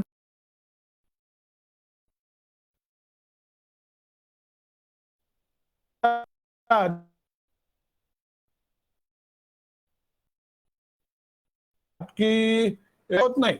जर तुम्ही जागरूकपणे प्रयत्न कराल की माझ्या स्वभावात असे असे दोष आहेत हे जर मला कळलं आणि मला ते दुरुस्त करायचे आहेत, तर मी जर नीट प्रयत्नपूर्वक प्रयत्न केले आणि त्याच्यासाठी गरज पडली तर तज्ञांचं मार्गदर्शन घेतलं तर नक्कीच मला त्याच्यामध्ये दुरुस्ती करता येते आणि स्वतःला बदलता येऊ शकतं.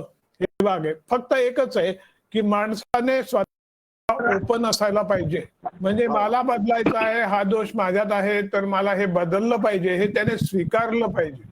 आपल्याकडे जनरली काय होतं की माझ्यात असा असा स्वभावात दोष आहे हे आपण स्वीकारतच नाही आणि ते कोणी पॉइंट आउट जरी केलं तरी सुद्धा आपण ते मान्य करत नाही आणि त्यामुळे त्याच्यात बदल करणं हा भाग अधिक महत्वाचा होतो. सर ओके, धन्यवाद सर. लातूरचे आपले कार्याध्यक्ष अनिल दरेकर, त्यांचा प्रश्न आहे, भावनेला कसे कंट्रोल करता येते? अनेकांचा प्रश्न असणार हा. भावनांना कंट्रोल करण्यासाठी पहिल्यांदा आपल्याला आपल्या भावना ओळखता आल्या पाहिजेत. म्हणजे ज्याला आपण इमोशनल क्वोशंट म्हणतो ना, तसा इमोशनल क्वोशंट आपल्याला वाढवता आला पाहिजे. जेव्हा मला माझ्या स्वतःच्या भावना ओळखता येतात, जेव्हा या इमोशनल क्वोशंट मध्ये समोरच्याच्याही भावना आपल्याला ओळखता यायला पाहिजेत. चांगला माणसाचा इमोशनल क्वोशंट असतो म्हणजे काय असतं की त्याला समोरच्याच्या भावना कळतात, समोरच्याच्या भावनांचा तो रिस्पेक्ट करत असतो आणि स्वतःच्या भावनाही तो ओळखून असतो. हे जेव्हा मला ओळखता येतं त्यावेळी मला भावना कंट्रोल करता येतात. आपण जनरली आपल्या स्वतःच्या भावना ओळखतच नाही. टू द एक्सटेंट मला आता राग आलेला आहे तर मला राग आलेला आहे हे मी मान्य करत नाही. म्हणजे तुम्हाला पुष्कळदा असं लक्षात येईल बघा की एखादं भांडण चाललेलं असतं आणि पहिला जण दुसऱ्याला म्हणतं हे तू उगाच चिडू नकोस बरं का, तर ते दुसऱ्याला राग येतो, तो म्हणतो मी काय चिडलोय का म्हणून आणखीन डबल जोरात ओरडत राहतो तो. म्हणजे मी चिडतो आहे हे सुद्धा लोकांना लक्षात येत नाही. त्याचप्रमाणे जर मला माझ्या भावना ओळखता आल्या की मी आता रागावलेलो आहे, मी आता दुःखी आहे, मी आता नाराज आहे, या सगळ्या गोष्टी जर मला ओळखता आल्या तर मला त्याच्यावरचा कंट्रोल येतो. त्यामुळे भावना कंट्रोल करायचं पहिली बेसिक पायरी म्हणजे मला भावना ओळखता आल्या पाहिजेत आणि त्या दृष्टीने मी प्रयत्न केला पाहिजे. सर खूपच छान सांगितलं सर, भारी. त्याच्याशी संबंधितच एक प्रश्न आहे सर, भावनांक म्हणजे काय? सुधाकर तट आपलेच कार्यकर्ते आहेत बीडचे, त्यांचा प्रश्न आहे EQ भावनांक म्हणजे काय, तो वाढवता येईल का, त्याबद्दल काही उपचार पद्धती आहेत का? बेसिकली भावनांक म्हणजे मी आता जे सांगितलं की आपल्या भावना ओळखणं, इतरांच्या भावना ओळखणं,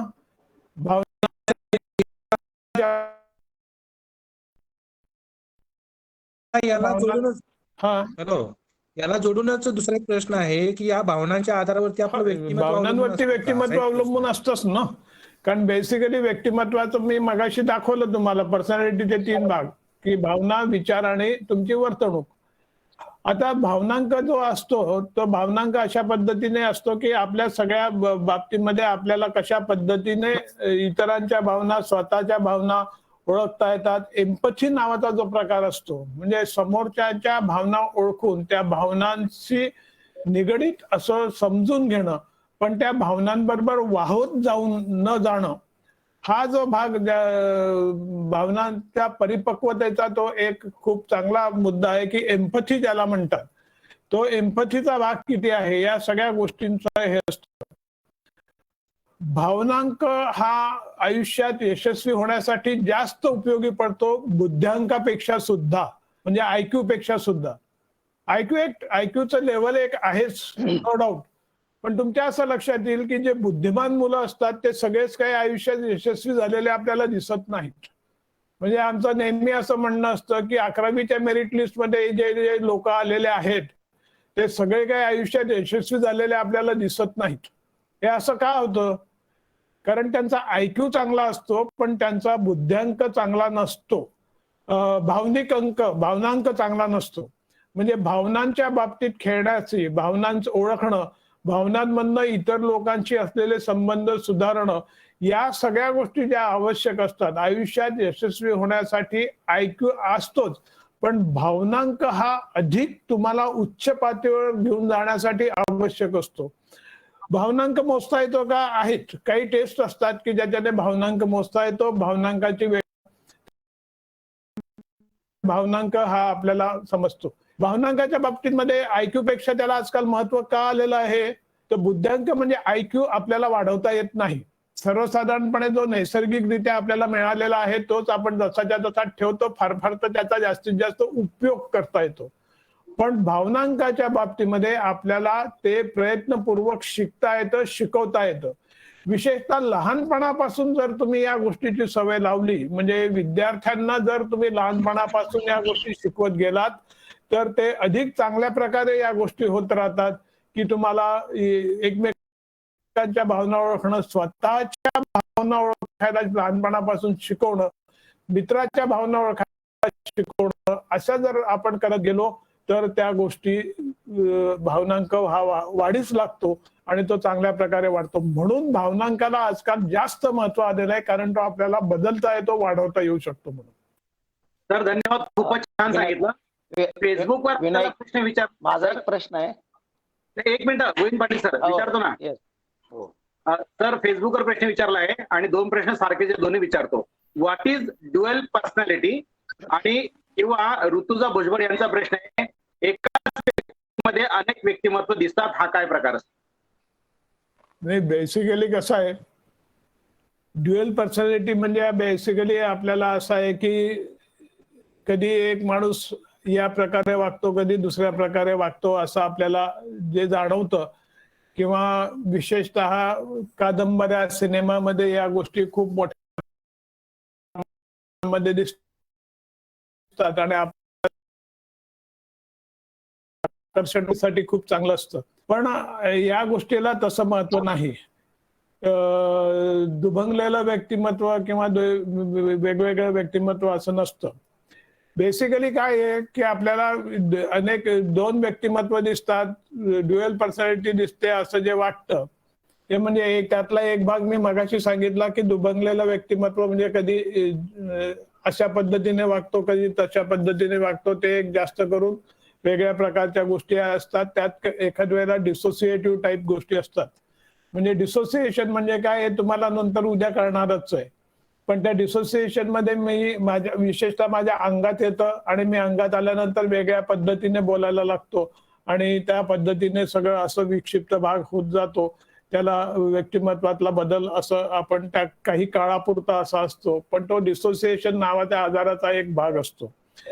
बाकी पुष्कळ लोकांना ड्युअल पर्सनॅलिटी आहे असं काहींचं वाटत असतं. ते कशासाठी वाटत असतं तर हा माणूस एके ठिकाणी असा असतो, दुसऱ्या ठिकाणी तसा वागतो. घरात हा माणूस असा वागतो आणि बाहेर तर काय देव माणूस असतो आणि घरात मात्र असा कर्दनकाळ असतो. अशी बऱ्याच जणांची कल्पना असते आणि म्हणतात याला ड्युअल पर्सनॅलिटी आहे का. तशी ड्युअल पर्सनॅलिटी त्याला म्हणत नाहीत. तो काही डबल पर्सनॅलिटीचा भाग नसतो. पण त्याच्यामध्ये त्याचं एकूणच व्यक्तिमत्वामध्ये असं असतं की घरचे वेगळ्या वेगळ्या वातावरणामध्ये तो वेगळ्या प्रकारे बोलत राहतो आणि वागत राहतो, म्हणून तशा गोष्टी होतात. पण अदरवाईज ड्युअल पर्सनॅलिटीचा भाग हा असा हे नाही.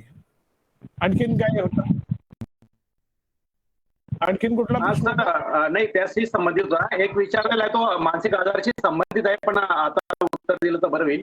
कोणत्याही प्रकारचे मानसिक आजार जर मागील पिढीत असतील तर ते पुढच्या पिढ्यामध्ये येऊ शकतात का, आणि प्रमाण किती? हे वेगवेगळ्या मानसिक आजाराच्या बाबतीत वेगवेगळं प्रमाण आहे. म्हणजे आता बेसिकली जर सिझोफ्रेनिया हा आजार आपण बघितला तर असं असतं की हे मानसिक आजार जे आहेत ना ते पूर्णपणे एकाच कारणामुळे होतात असं नसतं. ज्याला मल्टीफॅक्टोरियल ओरिजिन म्हणजे अनेक गोष्टींचा एकत्रित परिपाक होऊन जे झालेलं असतं त्या हे म्हणतात की त्याच्यातनं या गोष्टी आजार होत असतो. म्हणजे मानसिक आजार हा काही प्रमाणात आनुवंशिकता असते, काही प्रमाणात आजूबाजूचं वातावरण असतं, काही प्रमाणामध्ये लहानपणापासून निर्माण झालेल्या गोष्टी तुम्हाला आलेले अनुभव असतात, काही प्रमाणामध्ये तुम्हाला तुमच्या शरीरातले विशेषतः मेंदूतले रासायनिक बदल असतात. या सगळ्या गोष्टींचा एकत्रित परिपाक होऊन जे होतं ते त्याच्यातनं तो आजार होतो. पण बेसिकली समजा आता मी सांगितलं की सिझोफ्रेनिया नावाचा आजार आपण घेतला तर सिझोफ्रेनियाचा आजार जर कोणाला, आता माझ्या घरामध्ये कोणालाही सिझोफ्रेनिया नावाचा आजार नाहीये, तर तरी सुद्धा मला हा आजार होण्याची शक्यता जी आहे ती 1000मध्ये 2 आहे. पण माझ्या आई वडिलांपैकी कोणाला तरी जर हा आजार असेल तर मला हा आजार होण्याची शक्यता 100त 10च्या आसपास आहे. म्हणजे काय की 100त 90 न होण्याची शक्यता आहे. पण ज्यांच्या घरात आजार नाही त्यांच्यापेक्षा मला पुष्कळ जास्त शक्यता आहे. पण तरी सुद्धा 100त 90 न होण्याची शक्यता आहे. हा भाग आपण लक्षात घेतला पाहिजे आणि त्याच्याने लगेच काही होणारच आहे असं नाही. पण अनुवंशिकता हा एक भाग त्याच्यात आहे. सर, त्याच्याशी जोडूनच प्राजक्ता कांबळे यांचा प्रश्न आहे, मन आजारी न पडण्यासाठी काय करावे, आणि व्यक्त होता नाही आले तर व्यक्तिगत काय करायला पाहिजे? नाही, बेसिकली मन आजारी पडू नये असं वाटत असेल तर अनेक गोष्टी वेगवेगळ्या गोष्टी आपल्याला करता आल्या पाहिजेत. पहिली गोष्ट म्हणजे स्वतःला ओळखता आलं पाहिजे. स्वतःमधला कमीपणा, स्वतःच्या मर्यादा, स्वतःमधले चांगले गुण काय आहेत ते आपल्या लक्षात आलं पाहिजे. दुसरी गोष्ट म्हणजे इतर आपल्या बरोबरच्या लोकांचा व्यवस्थित सन्मान आपल्याला ठेवता आले पाहिजे. इंटरपर्सनल रिलेशनशिप ज्याला आपण म्हणतो ती आपल्याला सांभाळता आली पाहिजे. आपल्या स्वतःच्या ज्या ताणतणाव आहेत तो ताणतणाव आपल्याला कुठेतरी बोलता आला पाहिजे. म्हणजे आम्ही नेहमी असं सांगतो की ताण कमी करण्यासाठी आपल्याला एक तरी खांदा पाहिजे की ज्या खांद्यावरती मला डोकं ठेवून मोकळेपणाने रडता येऊ शकेल. असा एक तरी खांदा मला मिळाला पाहिजे, माझ्या आयुष्यात असायला पाहिजे की मोकळेपणाने मी माझ्या भावना तिथे व्यक्त करू शकेल.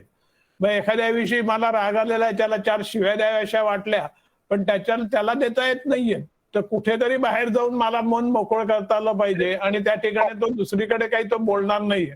म्हणजे पुष्कळांकडे काय होतं की बायकोवरती माणसाचा राग असतो किंवा बायकांना नवऱ्याचा किंवा सासूचा राग असतो पण तो कोणापासून बोलता येत नाही. एखादी तरी व्यक्ती अशी पाहिजे की जिथे तिथे खांद्यावरती डोकं ठेवून तिला रडता आलं पाहिजे, नवऱ्याच्या तक्रारी सांगता आल्या पाहिजे, सासूच्या तक्रारी सांगता आल्या पाहिजे. अशा तक्रारी सांगितल्या म्हणजे ती नवऱ्याची सासूची दुश्मन झाली असं नाहीये, पण मनात दाबलेल्या भावना मोकळेपणाने बाहेर पडल्या की तिला शांत वाटतं. ती परत त्यांच्याशी चांगल्याच पद्धतीने वागणार आहे, ती चांगलीच बोलणार आहे. पण मनातल्या भावना जर साचत राहिल्या तर त्या कधीतरी स्फोट होतो आणि मग त्याच्या वागणुकीमध्ये कधीतरी विकृती येण्याची शक्यता असते आणि त्याच्यातून आजार होऊ शकतो.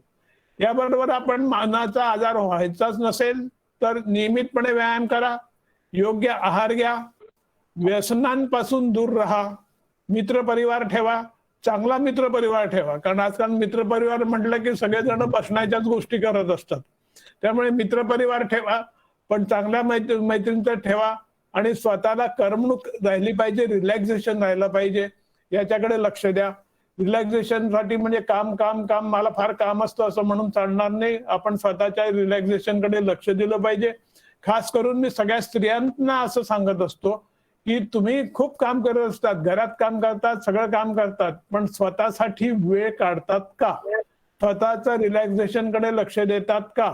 प्रत्येक पुरुषाला आणि स्त्रीला स्वतःसाठी थोडासा तरी वेगळा वेळ काढला पाहिजे की ज्याच्यामध्ये त्याला मन रिलॅक्स राहता आलं पाहिजे. हे आवश्यक आहे. असा स्वतःसाठीचा वेळ बाहेर मोकळा काढला पाहिजे. सर माझा प्रश्न तुमच्या याच्यावरतीच आहे की आपण म्हणतो की आपली भावना ज्या आहेत त्या आपण एक्सप्रेस करायला पाहिजे, पण आपण भावना ही दाबून ठेवतो, हे कसं ओळखायचं? किंवा आपल्याला जो द्वेष निर्माण होतो जेव्हा एक सासूबद्दल तुम्ही म्हणाले किंवा बायको नवऱ्याला कुठे एक्सप्रेस नाही करता आलं तर बायकोवरती करतात, तर हा जो राग जो निर्माण होतो हा कसा ओळखायचा? नाही,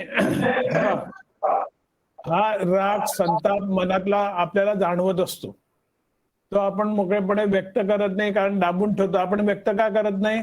कारण आपल्याला सुरक्षित वाटत नाही. नवऱ्याशी किंवा सासूला आपण आपला राग बोलून दाखवला तर त्याचे दुष्परिणाम होण्याची भीती आपल्याला असते. ते रागवतील, ते नाराज होतील आपल्यावरती, ते सगळे म्हणजे घरात उगीच भांडणं सुरू होतील असं आपल्याला वाटत असतं, म्हणून आपण व्यक्त होत नाही. पण माझ्या मनातला राग हा राग असतो हे मला माहिती असतं की मी नवऱ्यावरती रागवलेला आहे. तो काही लपलेला राग नसतो, तो आपल्याला माहितीच असतो. त्यामुळे ओळखायचा प्रश्नच नाही आहे. मला नवऱ्यावरती राग आहे, असतोच, आणि प्रत्येकालाच असतो. खरं म्हणजे काही ना काही प्रमाणामध्ये असतोच प्रत्येकाला, नवऱ्यावरतीच नाही तर कुठल्याही बाबतीमध्ये. समजा माझा मित्र आहे, त्याच्यावरती मला राग असतो काही गोष्टींचा, तर अशा पद्धतीच्या गोष्टी असतातच. भावना असतात त्या आपल्या, काही गोष्टी आपल्याला आवडतात, काही नाही आवडत, काहींवरती आपण नाराज असतो, काही बाबतीत आपण खुश असतो, अशा गोष्टी होतच असतात. डॉक्टर, एक शशिकांत खांडेकर यांचा प्रश्न आहे, मानसिक आजार व सेक्स याचा काही संबंध आहे काय? मानसिक आजार व सेक्स याचा काही संबंध आहे काय? हो, शेवटी बेसिकली काय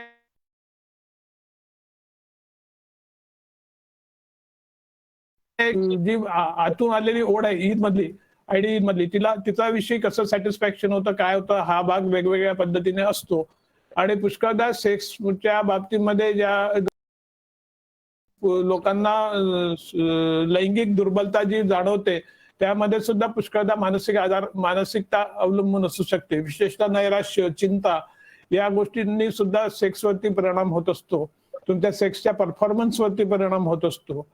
तुमच्या जोडीदाराविषयी तुमच्या मनात राग असेल आणि तुम्ही नाराज असाल तर त्याच्यातही सेक्सच्या बाबतीमध्ये तुमची इच्छाशक्ती कमी होते आणि तुमचं कोऑपरेशन कमी होत असतं. हा, विनय. हा बोला डॉक्टर गोविंद, ऍडव्होकेट बोला. हा डॉक्टर, माझा एक प्रश्न आहे की ब्रेनचा स्कॅन काढल्यानंतर व्यक्तिमत्वाचा काही अंदाज येऊ शकतो का? असं काही तंत्र विकसित झालेलं आहे का? नाही, ब्रेनच्या स्कॅन नंतर काही होत नाही. पण विचाराच्या बाबतीमध्ये थोडस कसं आहे की मेंदूचं, कारण ह्या जो आपण आता ब्रेनचा जो स्कॅन किंवा MRI करतो ना, तो फक्त स्ट्रक्चर सांगत असतो, पण त्या स्ट्रक्चर मध्ये ऍक्च्युअली मानसिक आजारांमध्ये काही बदल होतो का याच्याविषयी अजून एक वाक्यता नाही. त्याच्याबद्दल वेगवेगळ्या गोष्टी आहेत. फक्त काही गोष्टीचं कुठेतरी काही जे आता फंक्शनल सुद्धा स्कॅनिंग होत असतं, पण त्या फंक्शनल स्कॅनिंग मध्ये सुद्धा केवळ वेगवेगळे अंदाज आहेत.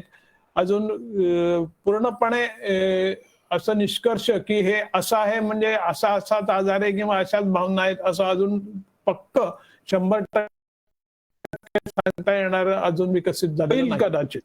हॅलो सर, सॉरी, मी प्रश्न विचारू शकतो का सर? प्लीज प्रश्न विचारू. प्रश्न टाईप करा, प्रश्न आपण क्रमाने विचारूया प्लीज. सर, आपली वेळ होती, पण अजून एक 10 मिनिट आपण घेऊया का जोशी सर? हा, मला चालेल ना, लोकांना विचार. फेसबुकवर आलेल्या आपल्या FB-वर, what is the difference between depression and anxiety? Depression आणि एन्झायटी मध्ये खूप फरक आहे. हे दोन वेगवेगळे आजार आहेत. डिप्रेशन म्हणजे नैराश्य, एन्झायटी म्हणजे चिंता.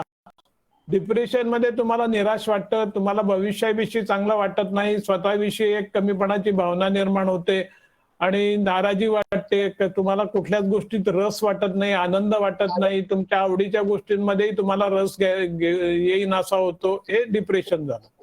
एन्झायटी म्हणजे चिंता, मला निष्कारणच काळजी वाटायला लागते, काय होणार आहे, कसं होणार आहे, होईल की नाही, व्यवस्थित पार पडेल की नाही, हे या गोष्टी होत राहतात आणि एक प्रकारची भीती वाटत राहते, चिंता वाटत राहते की काय होणार, काय करायचं, अशा पद्धतीने सततच्या चिंता भाग येत असतो.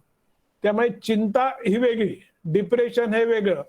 परंतु त्यातही भाग असा आहे की बऱ्याचशा काही लोकांमध्ये चिंता आणि नैराश्य हे एकमेकांचा एकत्रितपणे येत सुद्धा काही लोकांमध्ये दिसत असतात की चिंता पण असते आणि नैराश्य पण असतं.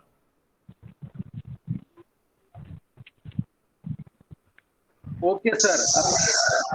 सर हे जे सायकॅट्रिस्ट जे असतात, जे डिप्रेशन साठी 2 गोळ्या देतात छोट्या छोट्या, आणि सकाळी झोपतो आपण आणि संध्याकाळी झोपतो, तर त्या मेडिसिनचा काही फायदा असतो का, की झोपायसाठीच असतात त्या?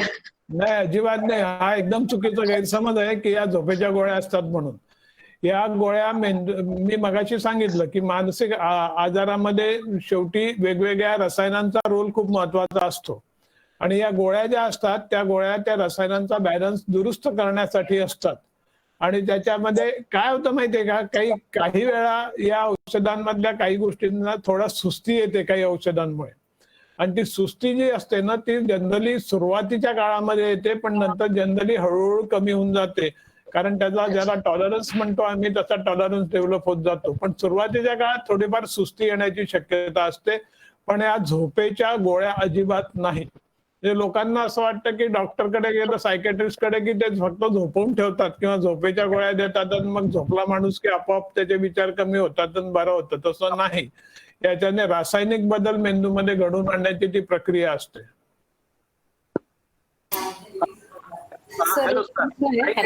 Hello sir, hello please. बद्दलचे श्रोत्यांना विनंती आहे, आपण मानसिक आजाराबद्दलचे प्रश्न आपण यावेळेस कमी घेऊ, कारण त्याचं सत्र आपल्याकडे. सगळ्यांना विनंती आहे,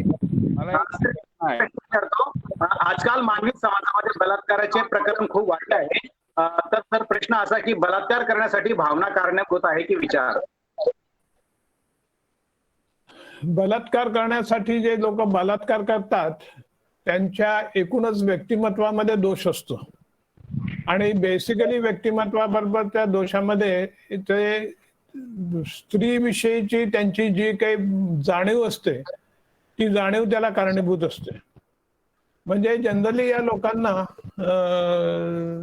जे सर्वसाधारणतः समाजाचे रूल असतात, म्हणजे मगाशी आपण म्हटलं की सुपर इगो हा जो भाग असतो तो सैल असतो, तो त्या मानाने तेवढा हे नसतो की प्रगत नसतो की चांगल्या प्रकारे हे करत नसतो. आणि स्त्री ही उपभोग्य वस्तू आहे अशी त्यांची मानसिक धारणा असते आणि स्त्रीला योग्य व्यक्ती म्हणून सन्मान देण्याची त्यांची वृत्ती नसते, म्हणून त्यांच्यामध्ये ह्या बलात्काराच्या गोष्टी जास्त प्रमाणात येतात.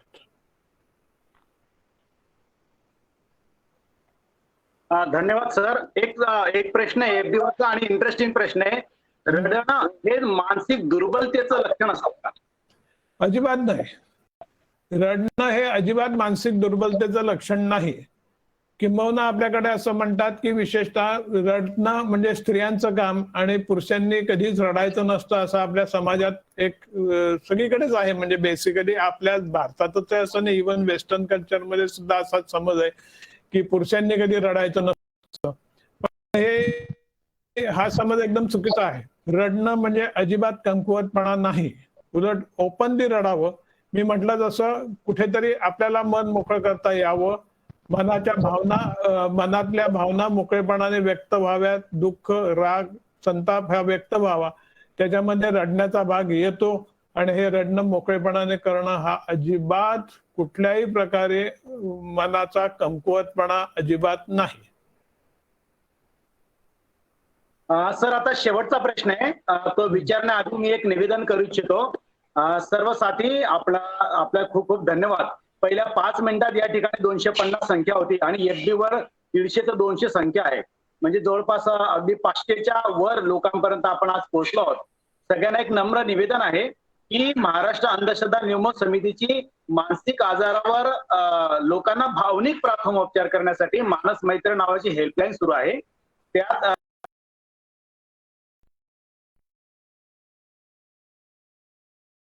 डॉक्टर प्रदीप सहभागी व्हायचं असेल तर चॅटबॉक्स मध्ये तुमचं नाव आणि मोबाईल नंबर द्या. नंबर 1. नंबर 2 ची सूचना, जर आपल्याला प्रत्यक्ष महाराष्ट्र अंधश्रद्धा निर्मूलन समिती या मूळ संघटनेमध्ये सहभागी व्हायचं असेल तरी सुद्धा तुम्ही तुमचा मोबाईल नंबर, नाव या ठिकाणी द्या. संयोजक तुमचं नाव आणि मोबाईल नंबर नोंद करतील आणि स्वतःहून तुमच्या सहभागाबद्दल तुमच्याशी चर्चा करतील. मानस मित्र हेल्पलाईन मध्ये सहभागी होण्यासाठी सुद्धा तुम्ही सहभागी होऊ शकतात.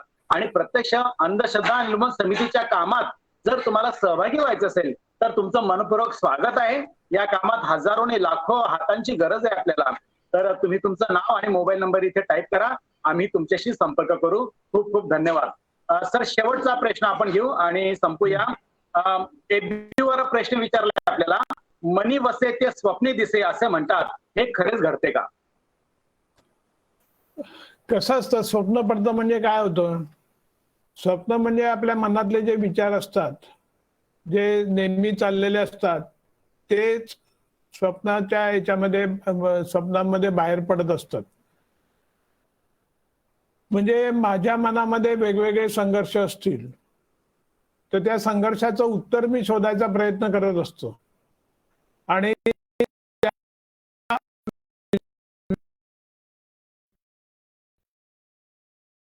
त्यावेळी स्वप्नांमध्ये एखाद्या गोष्टीचा तो भाग मला दिसू शकतो. लोक म्हणतात की आम्हाला सोल्युशन सापडलं, मला स्वप्न पडलं आणि मला जो प्रश्न होता त्या प्रश्नाचं उत्तर मला मिळालं आणि म्हणून स्वप्न ही खरी, अशा पद्धतीने स्वप्नांना खूप वेगळी ताकद दिली जाते. पण माझ्या मनात जे होतं, माझं विचारचक्र चालू होतं, मी झोपेत असताना अनकॉन्शियस माइंड मध्ये ते विचार चालू होते आणि त्याच्यात ते उत्तर मिळालं आणि त्याच्यातूनच तो भाग मोकळेपणाने बाहेर आलेला आहे की त्याचं उत्तर मला मिळालं. कदाचित त्या सोल्युशन मध्ये अनकॉन्शियस माइंडचा विचाराचा भाग त्याच्यात आलेला आहे म्हणून ते सोल्युशन येतं. अदरवाईज त्या स्वप्नांना तसा काही फार अर्थ असतो असं नाही. पण स्वप्न प्रत्येकाला पडत असतात हे लक्षात घ्या आणि रोज पडत असतात. पण ते आपल्याला आठवतात किंवा नाही आठवत हा भाग वेगळा असतो. बहुतेकांना स्वप्न पडतात आणि बहुतेकांना ते आठवतच नसतात.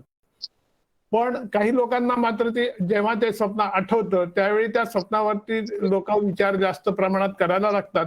ऍक्च्युली झोपेच्या ज्या वेगवेगळ्या स्टेजेस असतात, कुठल्या स्टेजमध्ये स्वप्न पडताय त्याच्यावरती ते आठवतं का नाही आठवत याच्यावरती ते अवलंबून असतं. पण बाकी असं स्वप्न एखाद्याला साक्षात्कार झाल्यासारखं स्वप्न पडतं असं अजिबात होत नाही. सर, माझा एक शेवटचा प्रश्न घ्या. सर, माझा एक शेवटचा प्रश्न घ्या. सर, माझं असं म्हणणं आहे की जे समलैंगिक जे माझा एक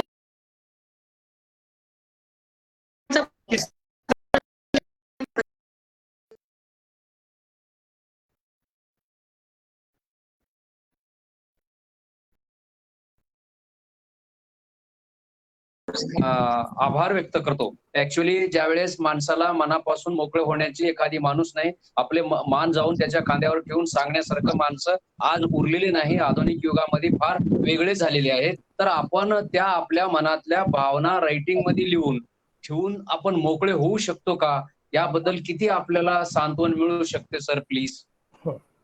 हे काही प्रमाणामध्ये तसं होऊ शकतं. पण सगळ्यात उत्तम म्हणजे असा खांदा शोधणं आणि असा खांदा मिळवणं हे सगळ्यात उत्तम. पण अशा भावना लिहून काढणं हे काही हरकत नाही. त्याच्याने काही प्रमाणामध्ये तुम्हाला दिलासा मिळू शकतो. Thank you sir, thank you. आभारी आभारी. Thank you sir. अर्चना मॅडम विचारा, शेवटचा प्रश्न अर्चना मॅडम विचारा. सर, माझा एक खूप नॉर्मल असा प्रश्न आहे, मे बी कोणाला नॉर्मल वाटेल. जे समलैंगिक लोक असतात, तर माझं असं म्हणणं आहे की जे लहान मुलं आहेत त्यांना जर तशी वागणूक दिली तर ते तसे बनू शकतात का? याचा काही मानसिकतेशी काही संबंध आहे की ते नॅचरली होऊ शकतात? या समलिंगी संबंधामध्ये अनेक वेगवेगळ्या प्रकारचे गोष्टी असतात. म्हणजे कधी कधी हे नैसर्गिकरित्या त्यांच्या शरीरामध्ये असलेल्या गोष्टींमुळे असतं, शारीरिक रचनेमुळे असतं, हार्मोनल चेंजेसमुळे असतं, लहानपणापासून ज्या काही अनुभव आलेले आहेत त्या अनुभवावर आधारित ते असू शकतं, आणि एकूणच मनाची ठेवण काही काही लोकांची त्या पद्धतीची असू शकते आणि त्याच्यातून ते समलैंगिकता येऊ शकते. तर याला चेंज करू शकतो का आपण? चेंज करणं खूप अवघड आहे, पण होऊ शकतं, पण फार अवघड गोष्ट आहे ती.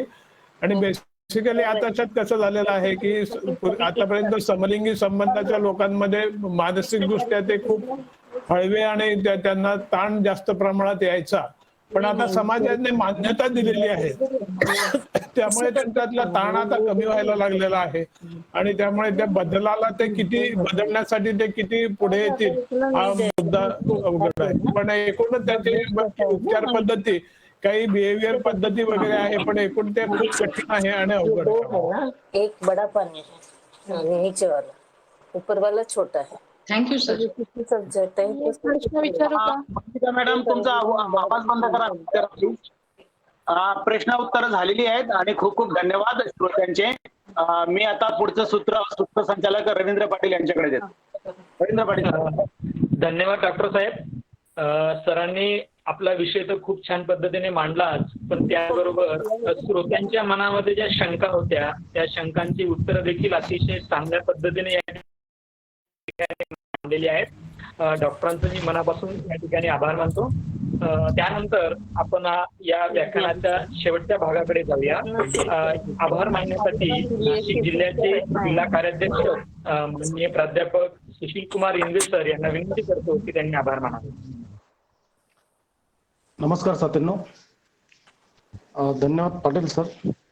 महाराष्ट्र अंधश्रद्धा निर्मूलन समितीच्या मानसिक आरोग्य व्यवस्थापन विभाग आणि विविध उपक्रम विभाग यांच्या वतीने आयोजित दिनांक 2 जून ते दिनांक 6 जून 2021 पर्यंत हा जो 5 दिवसीय ऑनलाईन गुगल मीट राज्यस्तरीय व्याख्यानमाला जी आहे त्याचा आजचा पहिला दिवस आहे. आज मन के साथ मन की बात या मुख्य वेबिनार मालिकेत चला डोकवूया मनाच्या गाभाऱ्यात या विषयावर सुप्रसिद्ध मानसोपचार तज्ञ माननीय डॉक्टर प्रदीप जोशी सर जळगाव यांनी आपणासमोर चला समजावून घेऊया मन म्हणजे नक्की काय, मन कुठं असतं, मेंदू आणि मन यांचा काय संबंध असतो, मनाचं कार्य काय असतं, ते कसं चालतं याबद्दल आपल्या समोर अतिशय सविस्तरपणे आणि सोप्या शब्दात सर्वांना समजेल अशा पद्धतीने त्यांनी आपलं मनोगत मांडलेलं आहे. त्याचप्रमाणे id, ego, super ego, emotions, personality याच्या संदर्भात त्यांनी सविस्तर विवेचन केलेलं आहे आणि मी अपेक्षा करतो, अशी आशा करतो की आपल्या सर्वांना ते भावलं असेल, समजलं असेल आणि आपण विचारलेल्या अनेक प्रश्नांची उत्तरं सरांनी अतिशय समर्पकपणे आणि तुम्हाला समजतील अशा पद्धतीने दिली आहेत. तर मी डॉक्टर प्रदीप जोशी सरांचं आपल्या सर्वांच्या वतीने मी त्यांचे आभार मानतो, त्यांना धन्यवाद देतो. त्याचप्रमाणे या 5 दिवसीय व्याख्यान मालेसाठी सर्व राज्य प्रधान सचिव, सर्व राज्य सरचिटणीस व सर्व राज्य पदाधिकारी, त्याचप्रमाणे जिल्हा व शाखा पदाधिकारी, कार्यकर्ते आणि आजच्या या वेबिनार मध्ये सहभागी झालेले जे पार्टिसिपंट आहेत त्यांचेही मी आभार मानतो. विविध उपक्रम विभाग राज्य कार्यवाह अनिल करवीर सर, राज्य सरचिटणीस विनायक साळवे यांनी या व्याख्यानमालेसाठी विशेष प्रयत्न केलेले आहेत, त्यांचेही मी आभार मानतो. या व्याख्यानमालेसाठी दररोजची तांत्रिक बाजू सांभाळणार आहेत आणि आज त्यांनी अतिशय चांगल्या पद्धतीने सांभाळली ते सोशल मीडिया व्यवस्थापन विभागाचे राज्य कार्यवाह अवधूत कांबळे सर, त्यांचे आभार मानतो. त्याचप्रमाणे या व्याख्यानमालेसाठी ज्यांनी अतिशय चांगल्या पद्धतीचे पोस्टर्स तयार केले आणि ते आपल्या समोर ते दररोज पाठवत आहेत असे कीर्तिवर्धन तायडे सर, त्यांचे आभार मानतो. आजच्या व्याख्यानासाठी सूत्रसंचालन करणारे रवींद्र पाटील सर नंदुरबार, प्रास्ताविक करणारे दिगंबर कटारे सर जळगाव, वक्ता परिचय आणि स्वागत करणारे प्रमोद भरवळे सर अहमदनगर, त्याचप्रमाणे दीपक बाविस्कर सर यांचे मी आपणा सर्वांच्या वतीने आभार मानतो. साथींनो, उद्या दिनांक 3 जून 2021 गुरुवार या दिवशी मन उधाण वाऱ्याचे या विषयावर डॉक्टर वर्षा पाटील मॅडम लातूर, मानसोपचार तज्ञ यांचे व्याख्यान सायंकाळी ठीक 7 वाजता आयोजित केलेलं आहे. आजच्यापेक्षा जास्त संख्येने आपण आपली उपस्थिती इथं नोंदवावी अशी मी आपणा सर्वांना विनंती करतो. त्याचप्रमाणे मी आपणा सर्वांना आवाहन करतो की आपण ही व्याख्यानमाला यशस्वी करण्यासाठी जास्तीत जास्त संख्येने दररोज सहभागी व्हावे व आपले कुटुंबीय असेल, नातेवाईक असतील, मित्रमंडळ असतील किंवा आणखी परिचित असतील तर अशा सर्वांना सहभागी करून घ्यावे अशी मी महाराष्ट्र अंधश्रद्धा निर्मूलन समितीच्या वतीने आपणा सर्वांना विनंती करतो. धन्यवाद.